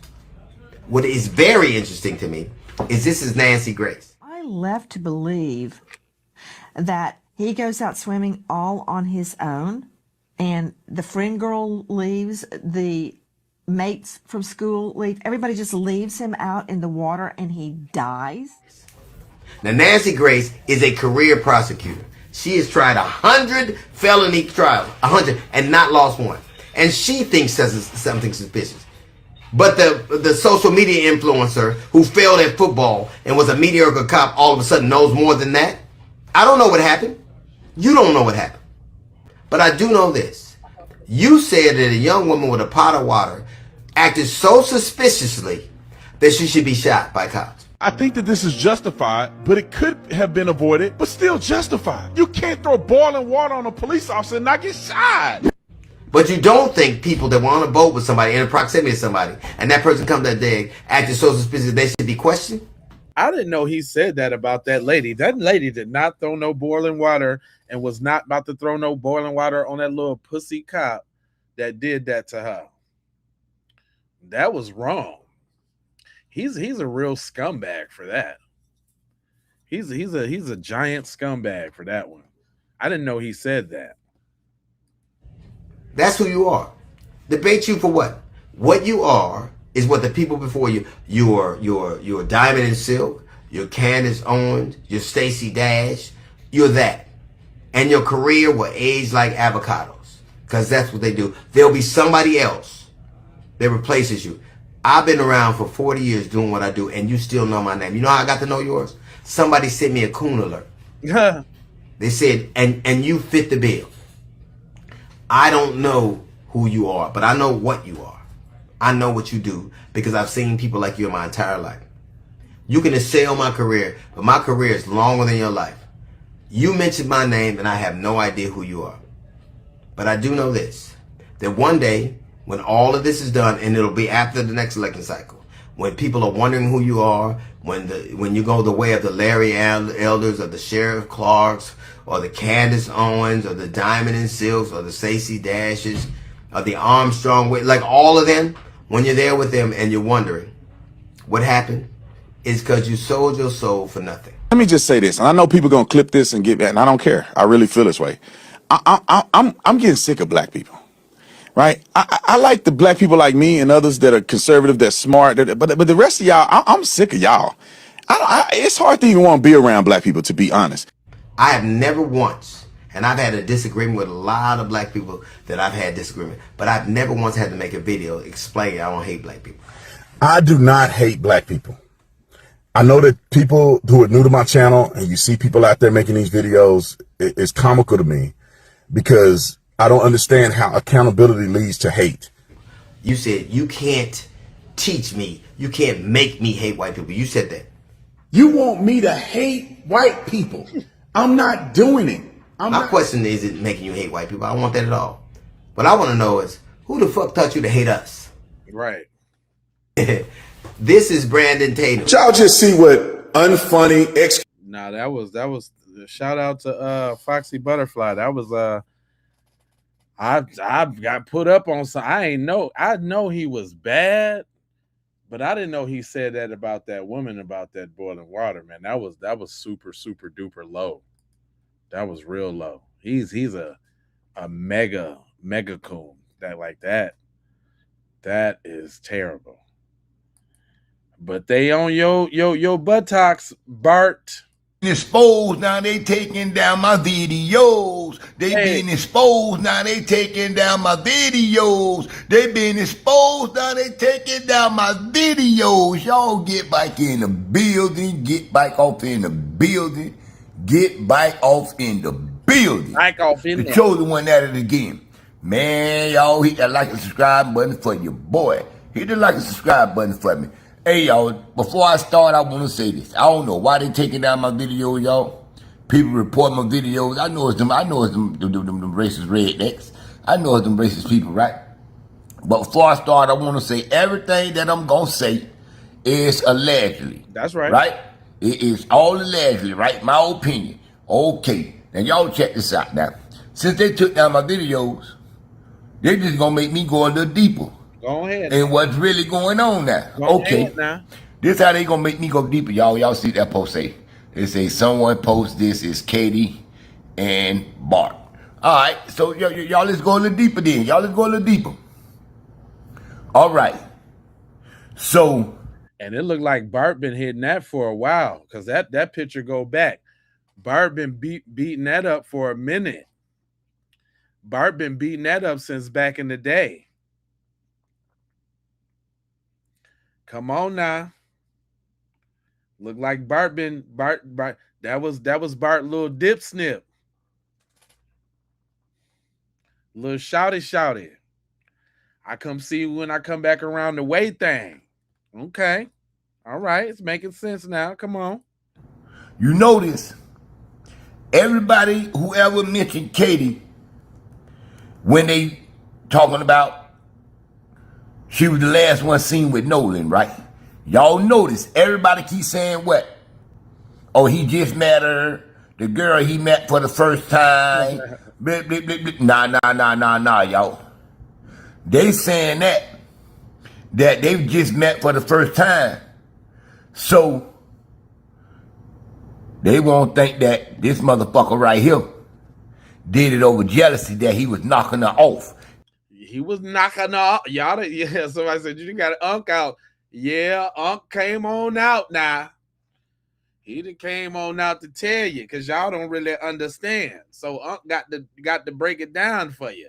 Now you making me think that Nolan was really knocking Katie off, allegedly. Because everybody who ever mentioned Nolan and Katie, and they keep saying the new girl, they keep saying, oh, they just had met that day. And you think if Nolan just met a girl that day, that he gonna stay back on the island with her? Tell him old school now. Y'all ain't gonna fool. Y'all ain't gonna pull the wool over Percy Earl eyes now. Percy Earl ain't gonna have none of your gibberish, none of your trash. You gonna keep it straight with Percy Earl now. For her, y'all gotta realize now. You got to. Nolan is not no drop shot little dude. Nope. Nolan is a star. Star. At his school, in his community. In the community. Nolan is a star on that football team. I'm trying to. And that means a lot. That carry a lot. I don't know if y'all ever had homeboys that played sports and was good and how popular they is in school and in the community with everybody. I'm trying. Old people, young people, you know what I'm saying, drug dealers, because he doing it right. I told y'all this from the beginning. Little Charlie Earl, Willie Earl. Come on now. He is known by everybody. So you ain't finna tell me that Nolan was finna stay back on the island with this girl and he just met her. Nah, he don't rock like that. His DMs be jumping. Yeah. You get what I'm saying? Nolan was a star. Come on. And probably a superstar. Come on. In their little community. Yeah. Right? Uh-huh. He was getting a shot at the D1 school, right? Yeah. So now you got me thinking Nolan was really putting that light pole. Oh, come on now. On Katie. Yeah. Yeah. And they trying to downplay it so it won't give no motives to why this may have happened to Nolan. But now that we coming out, now that they coming out, and we see this video here, I mean this picture here. Oh, so Bart, yeah, Tender Dick Bart, y'all used to be fucking, you and Katie. Yeah, and Nolan went to knocking the life out of her, putting in the buck, dropping that long pole in her, touching things inside her that she don't even know she got down there. Cause we go deep, boy. We go deep, boy. So you couldn't touch all up there in her stomach and all that there. Yeah. She ain't never felt it in her stomach messing with you, Bart. But boy, Nolan, boy, the God chose the child, boy, was putting it in her stomach. In the rib cage. She never felt nothing like that there. She loved that The feeling. lifestyle. Never. Yeah, they had planned the meet out there. Listen, Kate and Nolan probably play, not playing just to meet like, oh, you going out there to Horn Alley? Okay, yeah, I'm going. I'm see you out there. You know what I mean? Okay, yeah, when I see you, I'm come holler at you. Yeah. He ain't sweating her like that. Nah. Yeah, they making it seem like Nolan was a desperate dude. Right. No, Nolan been knocking the stuffing off that muffin right there. He been digging in them guts. He been beating up. Nappy You see what I'm saying? Yeah. Yeah. Yeah, now it makes sense now. Uh-huh. So the whole time, they keep saying he just met her. Straight up. Nah. No. Hey, all the pictures I done seen Nolan on with the two, I think it was two pictures. You can't tell. Them was some pretty white girls now. Come on, I ain't gonna lie now. Them was some pretty little devils now. The devils. You see what I'm saying? Them was some pretty little devils. Pretty little devil. Right? And Katie fit right down in that category too. I did not tell y'all. Do y'all got to hear from y'all got to hear from the OG to tell y'all. I got to tell you, man. Y'all got to hear from I told y'all, man. I told you what he was talking about. This what he was talking about. This right here. I told y'all. Some damn devils. It ain't no other way. It ain't no other way. It's no other way. I told y'all. I had this right a long time ago. I told y'all.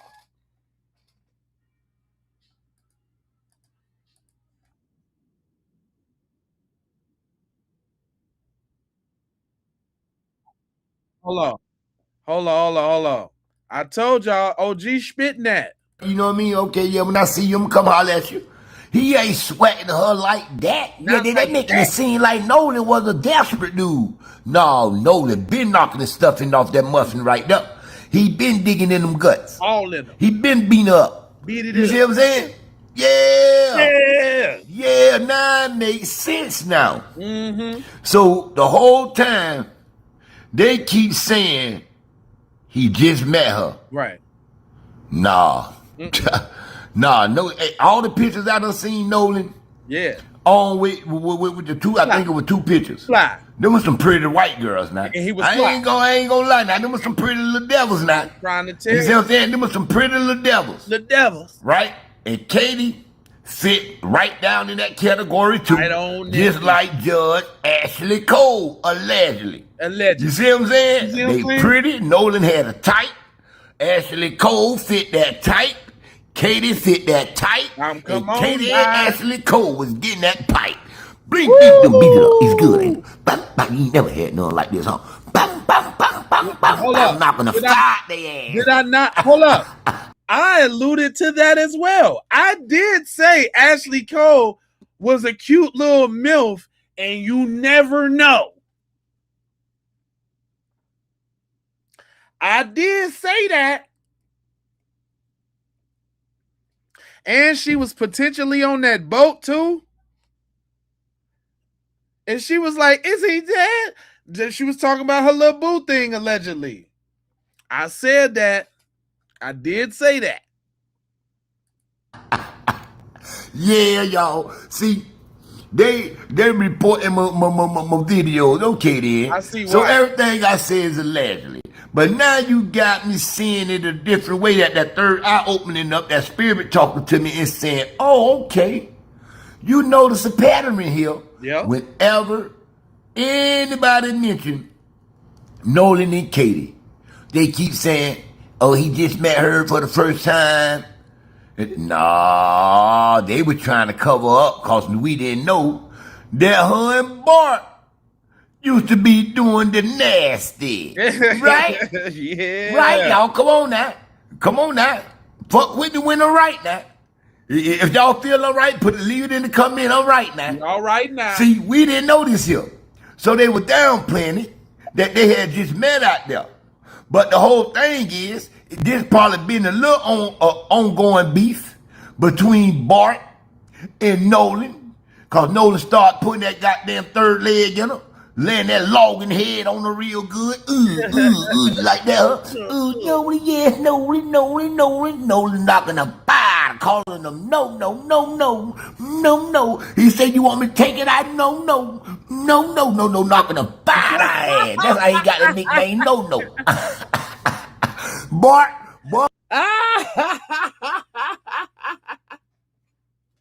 Oh my, hey man, I'm telling y'all, my monetization is done. But this is I can't stop this.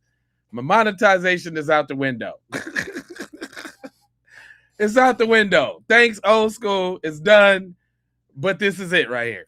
Oh, once he got some of that third leg, boy, you couldn't do nothing, man. You couldn't, man. Yeah, there ain't nothing else you could do, man. Nolan had to knock all the feelings that she had for you out of her. Allegedly, man. You know what I mean? Yeah, man, it gotta be, man. It gotta be, man. Oh. And now it's all coming out. Boy, these white folks, man, these crackers in trouble, man. Boy, I done told you, you won't be kicking there another football, cracker. I done told you that. Man, get them likes up. Sprinkle me with some jewels if you can.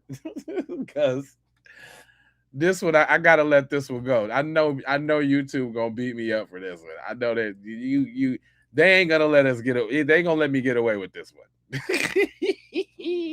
You're knocking the bottom out that mouth, knocking the bottom out of it.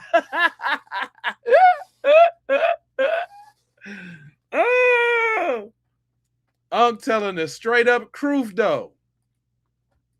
And you threw it all away for a little piece of coochie. Little coochie. Yeah, see, you weren't getting all the girls like that. Nope. You'll get one or two pretty girls, that you really like, but the one you really like, you couldn't get. Yeah, you was a punter. You still got a good future ahead of you. You had a good future ahead of you, but not no more. See, you weren't getting them girls like Nolan. Nolan is God's chosen son. Now he talking about this dude. Just so y'all know who he talking about. He's talking about Bart. And we're gonna compare Nolan and we're gonna compare Bart.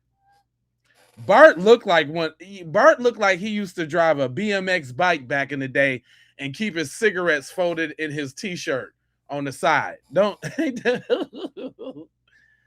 Bart,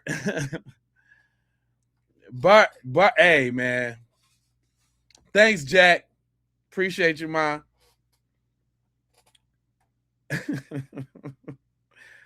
Unc is telling the truth. I just want y'all to see what Bart looked like. Now, this the big Bart. That ain't the young smooth Bart that was in the picture with Katie. This the big Bart. Wow. Damn, Unc. Let me bring that back because Unc was cooking a little bit. But now you got me seeing it a different way. That third eye opening up, that spirit talking to me and saying, "Oh, okay." You notice a pattern in here. Whenever anybody mention Nolan and Katie, they keep saying, "Oh, he just met her for the first time." Nah, they were trying to cover up because we didn't know that her and Bart used to be doing the nasty. Right? Right, y'all? Come on now. Fuck with the winner right now. If y'all feel all right, leave it in the comment. I'm right now. See, we didn't know this here. So they were downplaying it that they had just met out there. But the whole thing is, there's probably been a little ongoing beef between Bart and Nolan. Yeah. Because Nolan started putting that goddamn third leg in her, laying that logging head on her real good. Like that, huh? Nolan, yes, Nolan. What is a logging head? What is that? What's a login head? What the hell is that? I ain't never heard that. That's an old school term for real. I don't know what that is. Nolan knocking a bar, calling them no. He said, "You want me to take it?" I no, knocking a bar ass. That's how he got the nickname no. Boy, once he got some of that third leg, boy, you couldn't do nothing, man. You couldn't, man. Yeah, there ain't nothing else you could do, man. Nolan had to knock all the feelings that she had for you out of her. Allegedly, man. You know what I mean? Yeah, man, it gotta be, man. It gotta be, man. And now it's all coming out. Boy, these white folks, these crackers in trouble, man. Boy, I done told you, you won't be kicking there another football, cracker. I done told you that. And you threw it all away for a little piece of coochie. A little coochie. Yeah, see, you weren't getting all the girls like that. You what? You'll get one or two pretty girls, you know, that you really like, but the one you really like, you couldn't get. Yeah, you was the punter. You still got a good future ahead of you. You had a good future ahead of you. You know. But not no more. See, you weren't getting them girls like Nolan. Nope. Nolan is God's chosen son, man. He got what you don't got. I'm trying to tell you. You know what I mean? Swag. You know what I'm saying? A good sense of humor. We have a soul. You ain't got no motherfucking soul. You know what I'm saying? Yeah, man. Hey, man. Boy, I'm sorry, man. You was a couple inches short, man. Because once Nolan started touching them goddamn guts, it was over there. Once he got her shooting bite to bite 2-3 times, you was lost in the sauce. Oh, man, you were lost in the sauce. Nolan had to knock everything she did for you up out of her. Allegedly. Yeah, y'all want to take my video down? Well, everything I say is allegedly. And now y'all got me really thinking. Nolan did not just meet Kate that day. Man. Nolan been knocking them cakes. He been knocking that little cupcake up. He been tearing that little cupcake up. Kissing all on it. Kissing all on it. Giving her some of that real head that really blowing her brains out. You know what I'm saying? He biting on that thing so good. He blowing her brains out so good. She wake up, her little ponytail be hanging on the ceiling. My boy been blowing her brain out with that good head. Yes, Lord. Then he put that goddamn pole on her, that longer head on her, that light pole. Boy, look here, that girl's eyes there got stuck rolling in the back of her head. Y'all know how we do. Right, all the way. Y'all know how we do. And that's the same thing going on with Ashley Cole. Nolan ran the same thing back on the repeat, rewind, let's go. Put it on the coming off the dresser, doing, I'm telling you now. All this here behind some coochie. Telling you now. All this is behind some coochie. Cause it ain't no other motive. Behind some coochie. All this, Nolan definitely behind possibly 2 women. This woman and Judge Ashley Cole. This behind a woman, man. This is behind a woman. This ain't because you got to understand. It ain't behind no money. It ain't behind no drugs. It ain't behind no sports. The motive is one of these women. And now they trying to cover it up by saying Nolan just met her. So it won't seem like Bart crashed out over someone that Nolan just met. No. Nolan was tearing her ass up. Right. Probably when Bart claimed he was in Wyoming for a year. That's probably around the time when Nolan started knocking her all the feelings up out of her ass for Bart. Knocking her down. You know what I'm saying? You know what I'm saying? Because Nolan ain't just go there just to meet her and state bite with her. Someone he just met. That man was a star, man. That man had coochie coming out all his pockets and socks. Man, you know how many girls probably throwing that thing at Nolan? And y'all think he would just stay back for her? Nah. And it's possible that he was knocking down Judge Cole, somebody successful and pretty, and you think he gonna stay back for her? when he got the judge could be waiting for him to come drop that light pole in him off the top shelf. Woo, my boy jumping off the top shelf. Judge Cole loving that shit. You know what I'm saying? Allegedly. You know what I mean? That young nigga putting them knees back there to her little ears and slowing her ass, letting her watch it. How long that thing is going in? Her eyes getting big. She shooting everywhere. Lord have mercy. Hey, man, with that, man, I'm gonna get up out of here, man. What is okay? God, all right, old school. You need to get out a little bit more. Jeez, Louise. Old school need to just get out a little more. God darn, man. Oh yeah, yeah. My monetization is gone for this one. It's over. Yeah, that's over. Yeah, he's tripping. Dang, like I'm like, hold on, wait a minute. This is taking a different turn, fam. What the hell is wrong with you? I see why they be taking your videos down now. It was a little funny, but now he this nigga's doing this nigga's talking like a romance novel. Yeah, he over there touchy-feely. Yeah. Pops got himself excited. This dude's tripping. The hell's wrong with you, bro? This is still like social media. What the hell? Jeez. Well, a little comedy for the day, I guess. Little comedy. Dang. Cuz went off, didn't he, though? Off the deep end. That nigga, he went to the point of no return. I think I gotta whiten it up a little bit. Let's throw a little mayo on it real quick and soften it out a little bit. You see what I want you to watch that. Watch the cut. They cut the interview. Very, very, very important. Watch this. Watch when he said Nolan was on the boat with me last year. Watch this. Rings in the Gulf Coast, go to Horn Island. And, we went last year. Nolan was on the boat with me last year. And you see that cut? Nolan was on the boat with me last year. Why would the interviewer cut the interview? Because he probably said some shit that's very telling. He had to point out that Nolan was on the boat with us last year. That's how close we are. We're just best friends. Nolan was on the boat with me. And in a minute, he's going to describe how the boat is 2-3 boats, 20, 30 people. Because once again, it's not about it's not because him and Nolan are so close that Nolan was on the boat with him last year.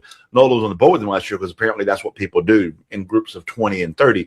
But that cut right there, very, very telling. He didn't, that wasn't an edit.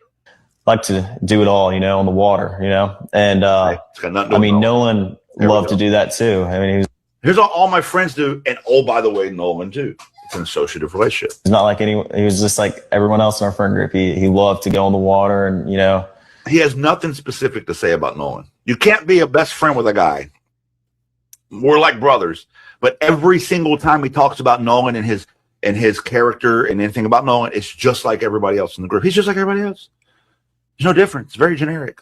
Have a good time with the guys, and that's what we did a lot. But 4th of July, everybody was out there. Like I said, like Nolan was always trying to go on the boat, trying to go out there with us, and he was always welcome to come. Nolan with us, not with me, not my bestie, not hey twin, we're going on the boat. Nope, it's with us.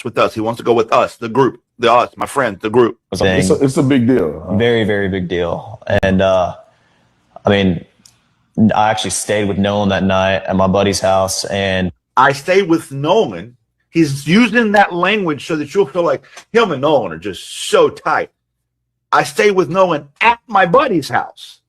So you stayed with your buddy and Nolan just happened to be there, but you're misrepresenting the nature of your relationship. I woke up at my buddy's house, and we went to McDonald's. You see it now. I ain't even gonna tell you anymore because now you're starting. Now I've trained you. Nolan's got food. Nolan. We went to McDonald's and got food. Was not with me. Nolan was not with me. Me and my buddy woke up and went and got food. Nolan was not with me. My brother, my homie. my bestest friend in the widest world. He went with me. And I went and got breakfast. I had my buddy's boat hooked up to my truck. And, well, first I ran to my house, then I went to McDonald's and came back. And here's the timeline jump again. Y'all getting trained, ain't you? You're starting to figure it out, ain't you? What? He's all over the map. Anytime somebody's all over the map, when you're asking about an event that should be sequential, right? It's very deceptive. It's red flags like a motherfucker. If I was doing an interrogation, I'm going to be all over this timeline right now, especially when we're talking about the timeline of the morning of the event in question.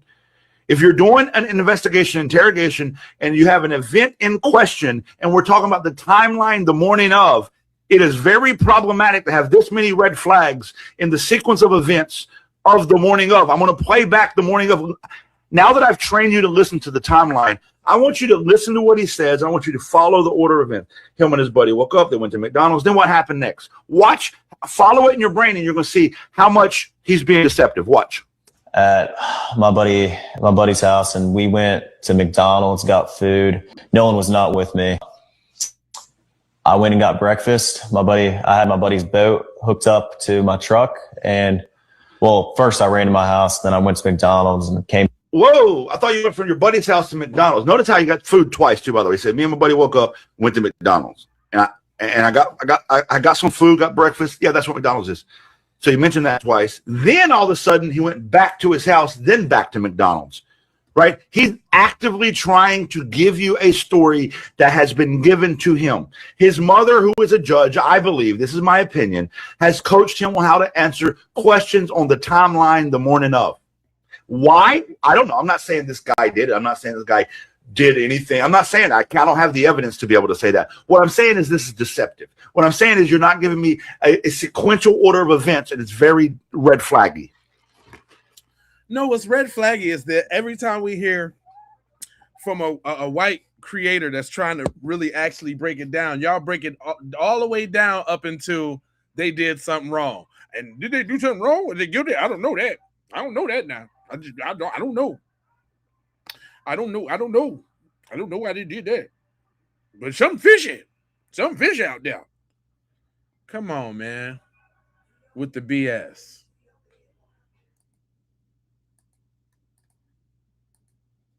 Now, did y'all know that they got subpoenas out there? Hey, y'all. Hey. So I'm breaking in with another Nolan Wells update. Now, I was telling you guys yesterday about this civil suit that is coming forth, right? And y'all keep saying, oh, it's not coming forth. No. Yes, it's coming forth. All right? I told you yesterday that they sent spoliation letters to certain individuals.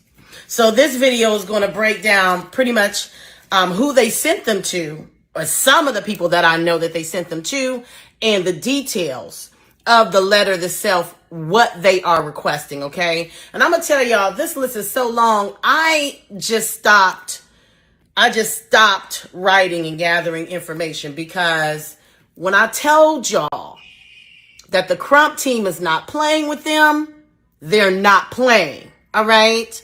So who are getting these subpoenas? All of the friends that were on Horn Island. So that's Warren, Trayston, Wyatt, Eli, Eric, Bart, that we know now is there, Will, the judge, their families, and friends. Every person that they can find at Wyatt's house, at the after party, on Bart's boat, everybody, okay? That's who got the subpoenas. And guess who else got one? Race Batum Tatum. And I'm going to tell you how I know he got one, because of the things that they are requesting. All right? So what are they requesting? Let's start with the electronic devices. Y'all, I couldn't remember everything. I had to write it all down. So they're looking for cell phones, tablets, computers, smartwatches, cameras, hard drives, USB drives, and memory cards. Okay? They're also demanding preservation requests for electronic communications. And that is text messages, iMessages, WhatsApp, Signal, Telegram, Snapchat, Instagram, DM, Facebook Messenger, emails, group chats, and any recoverable deleted communications. All right? They are not playing, but they're not done. All right? They are requesting all social media. Facebook, Instagram, TikTok, Reddit, YouTube, X, Discord, and Snapchat. What are they requesting?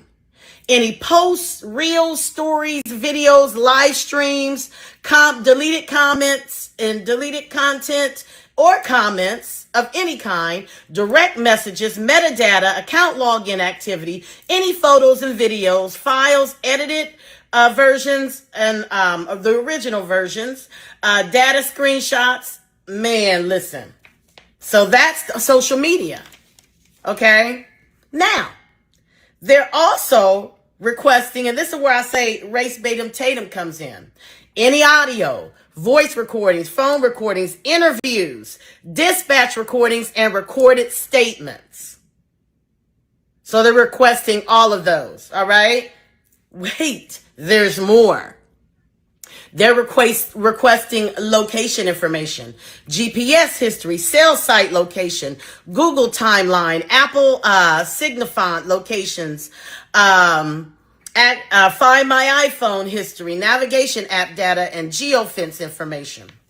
They're also requesting boat and marina records, includes but not limited to boat ownership, rental agreements, dock records, fuel purchases, GPS logs, electronic chart plotter data, passenger manifest, and surveillance footage. Baby. Okay? All right. So now, they're not done. They're not done. So let's talk about what they're requesting from all law enforcement records, including letters, incident reports, supplemental records, body cam footage, dash cam footage, marine patrol footage, CAD records, 911 records, radio traffic, witness interviews, chain of custody interviews, digital forensic extractions, prosecutorial records, investigative files, witness interviews, photos, videos, and grand jury materials. Okay? Now, to the extent of preservation is required by law. I had to put that. They're requesting the stuff from law to the extent preservation is required by law. They're also requesting correspondence regarding the investigation of all medical examiner records, autopsy reports, toxicology reports, histology, x-rays, CT scans, tissue samples, DNA evidence, biological specimens, and internal notes. They're also requesting from the law clothing, shoes, jewelry, life jackets, cell phones, bags, any items collected in the investigation. iCloud backups, Google Drive, Google folders. Y'all, I stopped there. So when I say that the Crump team is thorough with this, they're not leaving any stones unturned, y'all. So, Mississippi might actually fuck around and find out.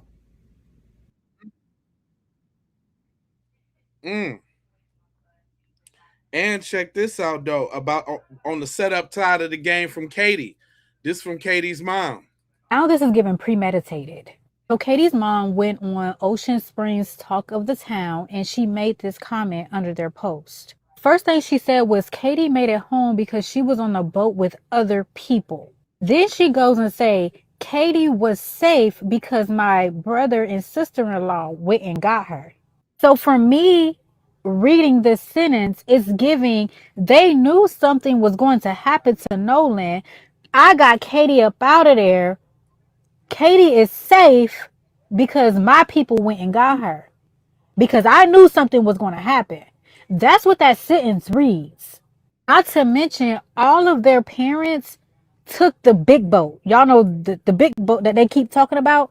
But y'all didn't peep Bert and them and Wyatt and all of them was on Bert's boat. In that one video, that first came out when they was all on the boat in the water, Nolan was in the water. And he was actually in front of Bert's boat in this picture. This picture right here is Bert's boat parked next to the big boat that everybody keeps talking about. But if you look close, where this arrow is pointing at, that is Nolan in the water next to Bert's boat. But it's given premeditated, just for the simple fact that there's a theory going around that Katie and Nolan was dating. The YT's boys did not like that, and they had a plan to confront Nolan. I've heard that story too. So for her to say that under this post is given very much premeditated. Let's talk about this in the comments, cousin, because am I tweaking? I already know what to do. Like, comment, share, repost. I'm a single mom, so if you want to donate to my platform, everything will be linked below. Love you, bye. Man, hold on now. The cat is out the bag. The cat is all the way out the bag. And then let's talk about how they really wasn't friends, though, and how the setup could be real, though. Check this out. Information out there. It's annoying. I'm not gonna lie, it's annoying. It's annoying. But what I love is that a lot of people are trying to find justice for Nolan Wells. They're trying to figure out this whole situation. But here's the thing that I want people to continue to question. You say you loved your friend. Yep. You say he's been over your house thousands of times. Oh, one of you are saying, it's just black people trying to get views. It's black people. Yeah, it's always let's blame the black people. Let's blame them. Yet, but 95% of the people reporting and asking for justice for Nolan Wells are white. So let's throw that one out of the window. But here's the problem that I think that people are not really looking into. So he's been your friend for years. Again,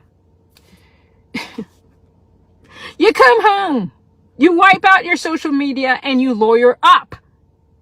If you've done nothing wrong, why do that? The only people... Yeah. Period. End of story. I don't know what happened on Horn Island, but something bad happened on Horn Island. Could it have been an accident? It could have been. But it's not looking like it allegedly. Nah, not at all. In this interview with his so-called friend, and that's the one thing, another thing that we need to stop doing is calling these guys Nolan's friends, because they were not his friends. They were not his friends. Allegedly not his friends. Let me put allegedly in there. They were not his friends, in my opinion.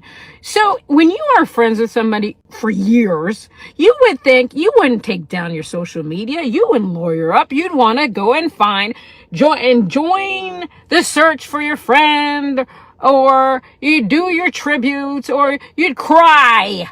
Not one tear was shed by this man. Not one tear has been shed by any of the so-called friends that went to Horn Island. Not one.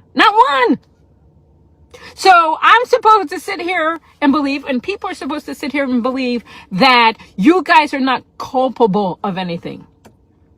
Nothing. You all did nothing wrong. But the game that you all like to play is, oh no. Oh, he'd been drinking. Oh, now they're talking about drugs. Oh, this, that, and allegedly. Everything is victim blaming. Always. Yeah. Everybody wants this to be about drowning, yet there was no water in his lungs. Yeah. For what we've heard thus far. But then you have an audio. Nobody wants to be, AI, this, that, blah, blah. But an engineer went through it. But the bottom line is, if this is your friend, if it was your friend, you would have done way more than lawyer up and shut down your social media. Right. And I don't know why these guys haven't been questioned about this. Why? Why haven't you been questioned? Why haven't you been brought in to say, they should be in okay, we need to understand, let's investigate this. We're not doing anything here. We just want to know, take your testimony, blah, blah, blah. And that's it. That's not even being done. Not one tear has been shed by any of these. None. But we're going to sit down and do an interview and spew some BS. Alleged BS. which I think is BS, based on his behavior during the interview. Yeah. Not one tear. Not one. Let's go find out what's going on. Again, I keep saying this. They don't watch CSI and Miami or Law and Order. They played this wrong because somebody knows what happens that day, and I think all of them do. And the moment one of them has the balls to say, "Let me go talk to the police. Let me try to get immunity or something," because enough is enough. And what the beautiful thing about all of this is that people are really trying to get, they're not letting it go. No. Just like the Epstein files, they're not letting it go because people are tired. Every race of people are tired of all of this. I would agree. But again, not one tear, not one tribute, not one video of anything that they all did together. But what they want to do is now, when we go to Horn Island, people drink and they did. I'm not disputing that. They probably drink. They probably come back with different people, this, that, and the other. And that they're using that as some kind of alibi also. I don't know. But the bottom line is there's no tears shed. Yeah. There's blaming. They're blaming their friend. Yeah. They're blaming their so-called friend. So let's just do one thing. Let's stop calling these men his friends because it's what they are. Yeah, I totally agree.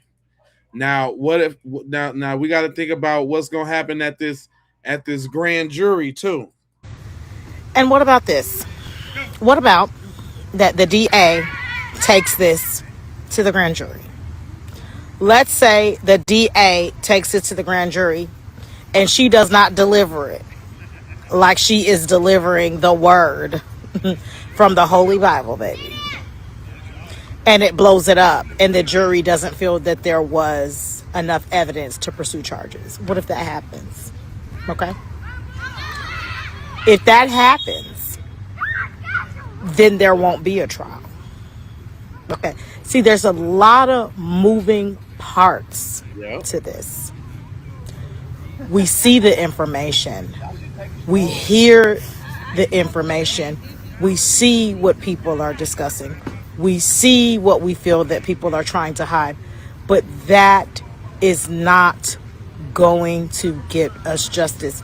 Everyone needs to do their part to ensure that justice is delivered on all sides of this thing. You got all these okay. right here, Miss Holly. All sides. Okay. So let's say that we don't get a trial, Ruben. I don't want that to be, but if that's the case, okay, God's justice won't be a moment late. So you better understand. Don't never think that you're finna get away with nothing because God's justice is pure. And it's never too late. Okay? Another thing that we need to think about as well. Okay? We will not stop until we see justice. And if we don't get to take it to trial, there could be enough evidence out there floating that indicates that someone could have been responsible. And that's when Ben Crump is going to do his thug dizzle. Okay? So everybody chill out. Okay? We're under attack right now. Everybody chill out. Just chill. Okay? We're going to be good. I like fake filled messages. You know what I'm saying? We need some positivity going on. I'm not hating on what she's talking about at all. But a little bit more about this media thing. Everybody on TMZ neck bone too. Because they playing in everybody's face for real. Hey, my beautiful people. Let's talk about TMZ being a part of the Nolan Wells murder case. At this point, TMZ is doing their best to run interference. So that makes TMZ an accessory to covering up evidence in the Nolan Wells case. TMZ is the media outlet that is being used to cause confusion and chaos. They're trying to jumble everything together, put things out there that are not even true. But when you're scrambling to try to cover things up, you don't think clearly. You don't have clarity. Right. The chaos that TMZ thinks that they're creating is only confirming that Nolan Wells was murdered. A lot of readers been talking about, oh, this got something to do with some money. The cover-up is all about money. The cover-up is all about racism. You have to pay to play.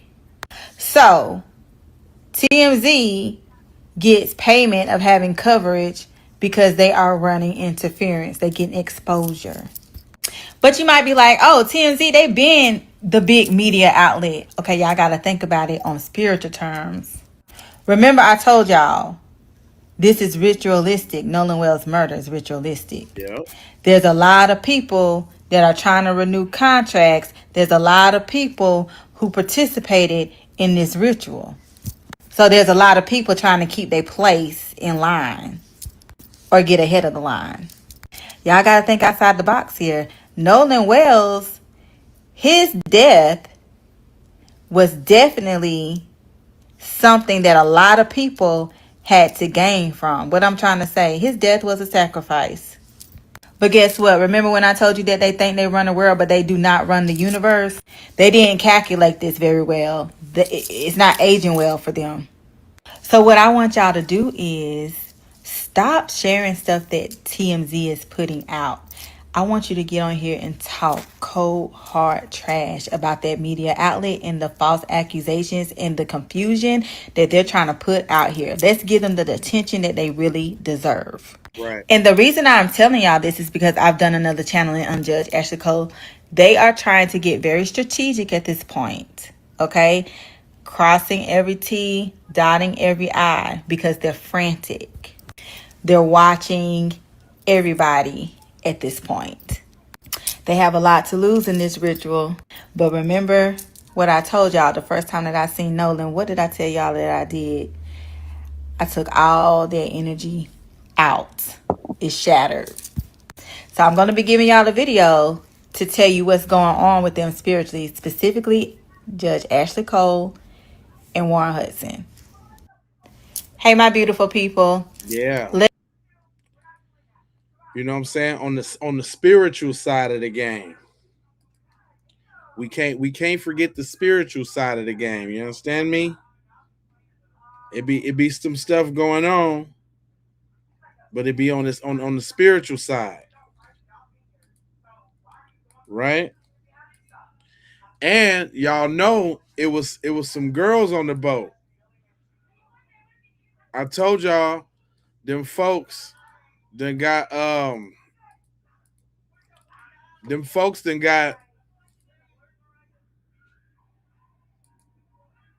type of play-by-play on who's doing what and where and why.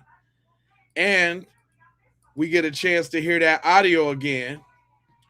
So I want y'all to check this one out. Okay, so listen, this one is going to be over 3 minutes. You're going to have to share it because the algorithm is not going to push this out. This is regarding Nolan Wells' case. So I posted the 911 call the other day, and first off, this is all my opinion, allegedly, whatever, all of that. So first off, they've been throwing us off with the picture of Nolan with Wyatt, Warren, and Will. Okay, this picture right here. So because of that picture, we're thinking these are the only people that were on the boat. No. So apparently, according to the 911 call, there's about 7 people on the boat, which would make sense to why they was deleting stuff off of his phone. Because that way you won't see that the boy Bart is also on the boat. Because Bart tried to take to social media immediately when his body was found and say that he have not been home. That is a lie. That was a lie, because Bart was on the boat, and the 911 call tells us he was on the boat, because from what I can hear and in the enhanced audio, it said, somebody says that Bart did it, allegedly. Now I'm gonna attach a few videos here, because I told y'all to follow Kimberly in another video. She is really piecing this together. So I'm gonna show you this video from her page, and then at the end I'm also going to post the enhanced audio again so that you can hear for yourself. And this is was enhanced by a audio engineer. This is what she does. She says she did not use any AI, that she tried to turn down the 911 operator's voice so that she can enhance it a little bit more. And yes, you can hear it. I feel like you can even hear the moment that possibly he was pushed into the water. What was I gonna say? Oh, the 911 operator, I'm not saying she's at fault at all, but I feel like she should have sent the Coast Guard, because it was too much action going on in the back of that call for it to just be ignored. Also, one last thing. Bart, the boy Bart that I'm saying, Bart lives, his family home is on Fort Bayou, and they have a boat ramp and everything. Anyway, I'm gonna just anyway, let me know your thoughts in the comments. And yeah, justice for Nolan, because even if it was an accident, the cover up is what makes it just horrible. Why cover it up? Why not say when they called 911, Warren, who also did the interview with the cop, he should have immediately been saying there's been an accident on the boat, please send emergency services. If it was me, that's what I would have done, because it was a possibility that the boy was still alive. Yeah. Anyway, here you go. So the boat went to Fort Bayou right after Nolan died on the boat, right? Now let me see who the fuck lives up in Fort Bayou. Oh my God, is that Bart's house in Fort Bayou with a little boat launch docking area? Oh my God. I wonder if Bart was there that day. I wonder if Bart was with him. I wonder if that is the same Bart that lives in Fort Bayou. I wonder. Oh, according to Bart, he's been in Wyoming and hasn't been in Press Christiana over a year. Now, how could his name... Let me see if I'm fucking retarded again. Hold on. Nah, I can't fucking see what that says. But... does that say that an involved entity was Bart Edmondson Jr.? I'm so confused as to how he could be in Wyoming and Mississippi at the same time. Bart, to the front of the fucking room now, bitch.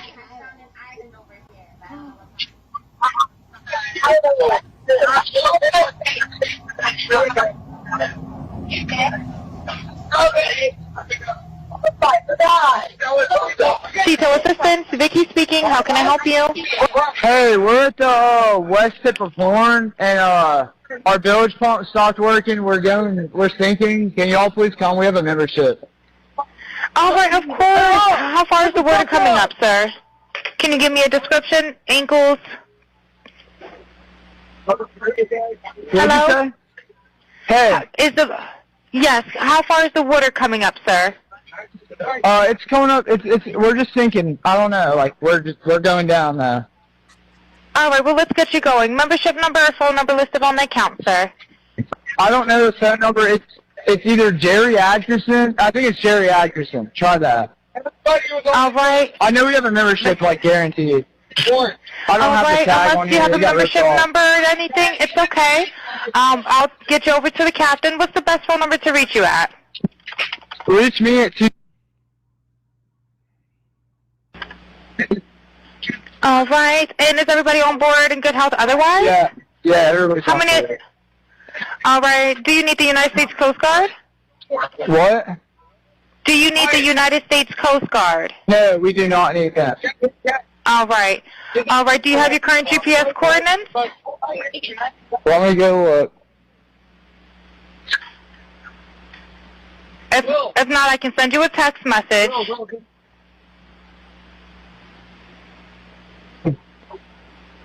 North. All right, are you ready? Yes, sir. I'm available. North 3 degrees by 4672. All right, 4672. All right, and you were breaking up a little bit. Can you just repeat it one more time to make sure I have it correct? Sorry, look. Hello, can you hear me? Yeah, what? So you're breaking up. If you need assistance, do you have a VHF radio? No, we do not have the VHF radio. All right, well, let's try to get you going because you don't have good cell phone reception. Can you verify your coordinates one more time? Okay, my coordinates are 30 degrees by 14.684 north, and then west by 88 degrees by 46.79.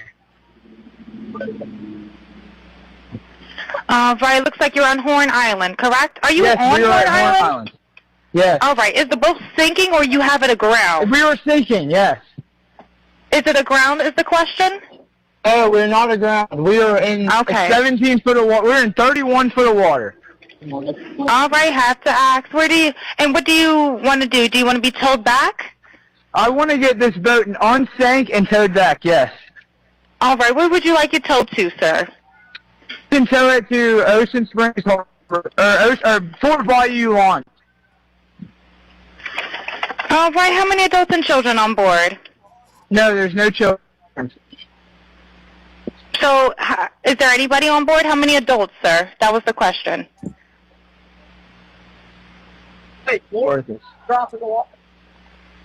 Hello, can you hear me? Hey, jump in and pull the plug, Bart, while you're going. Hello, sir. Hello. Yep, I just need you to answer these questions so I can get you over to the captain. Okay. How many what's adults going on board? There's 0 adults on board. There's nobody on board the boat? No. Nobody right. here is over the age of 21. Sir, that was not the question. Is there a person, a living individual on the boat?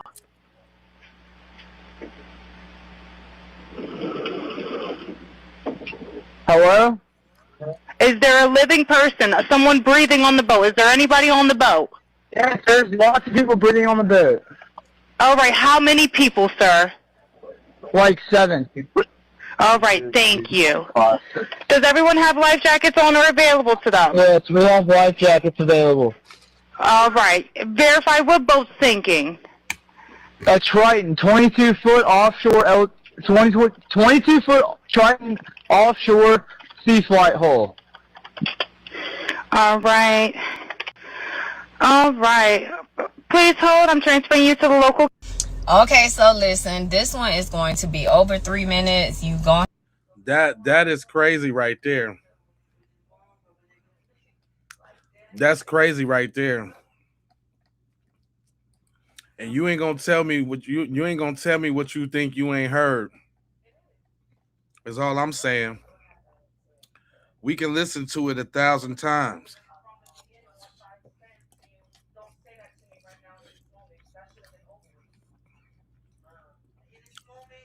And it's still gonna sound the same way. It don't matter. It don't matter whose joint we listen to. If you listen to the Black Women's or Sam's, it's the same way. And it's official audio.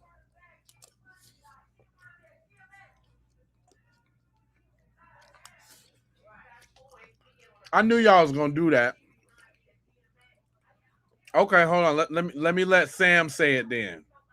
Maybe you can digest it a little bit. Here you go. Service Sam here with a Nolan Wells update, and one of my followers just sent me a fully uncut, no captions, unedited, but enhanced video of that phone call and tell me what you guys hear.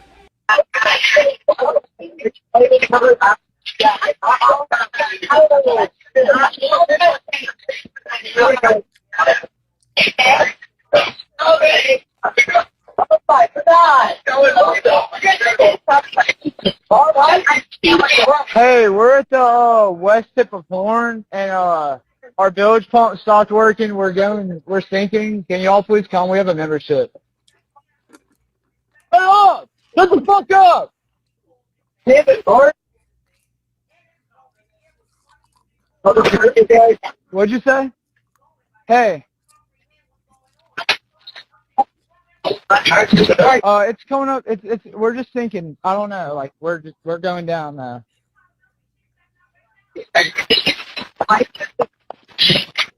I don't know the phone number. It's either Jerry Atkerson. I think it's Jerry Atkerson. Try that. Everybody was on this phone. I know we have a membership, like guaranteed.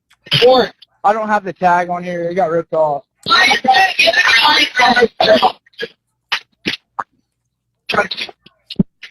Reach me at 2.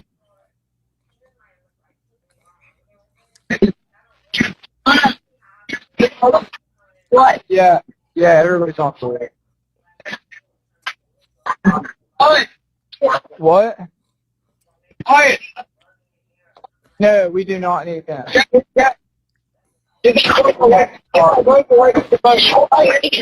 Let me go look.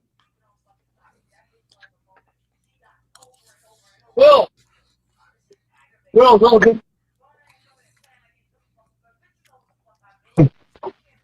Hey, North.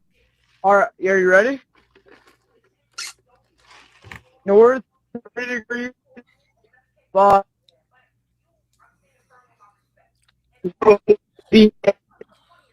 46.72.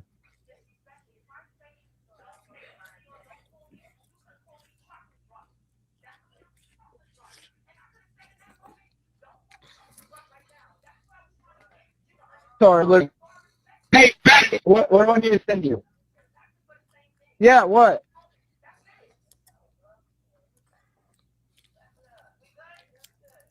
Yeah, we do not have a VHF radio.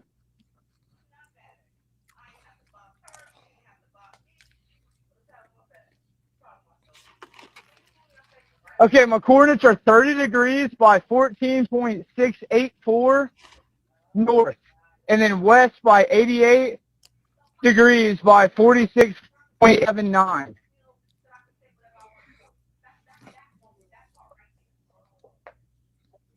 Yes, we are at Horn Island. Yes. We were sinking, yes. No, we're not aground. We are in 17 foot of water. We're in 31 foot of water.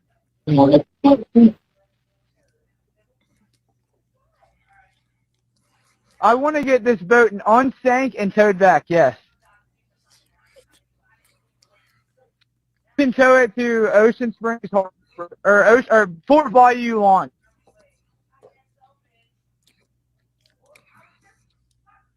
No, there's no children.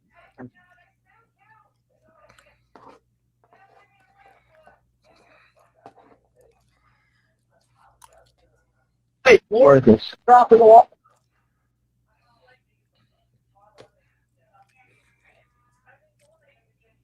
Try to jump in and pull the plug, Bart, while you're going. Oh, stay out of here. Stay out of here. Hello. Stay out of here. Okay, what's going on? What's up?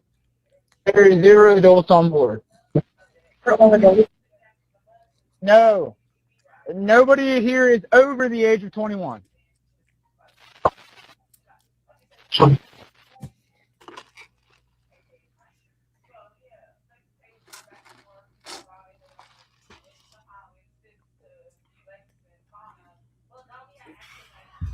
Hello?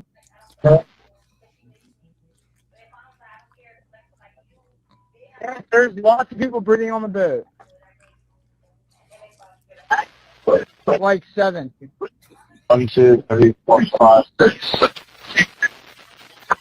Yes, we have life jackets available. A Triton, 22-foot offshore, 22-foot Triton offshore sea flight hull.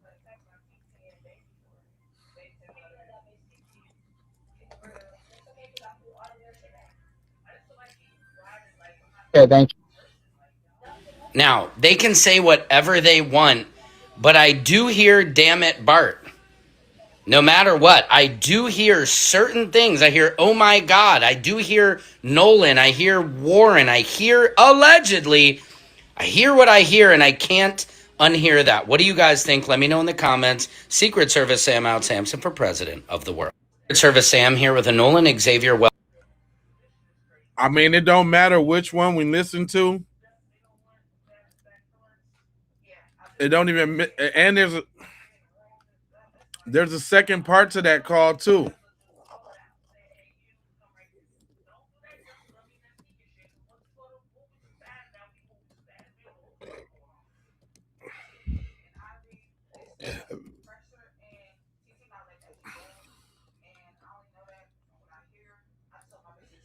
Oh yeah, there's more to it.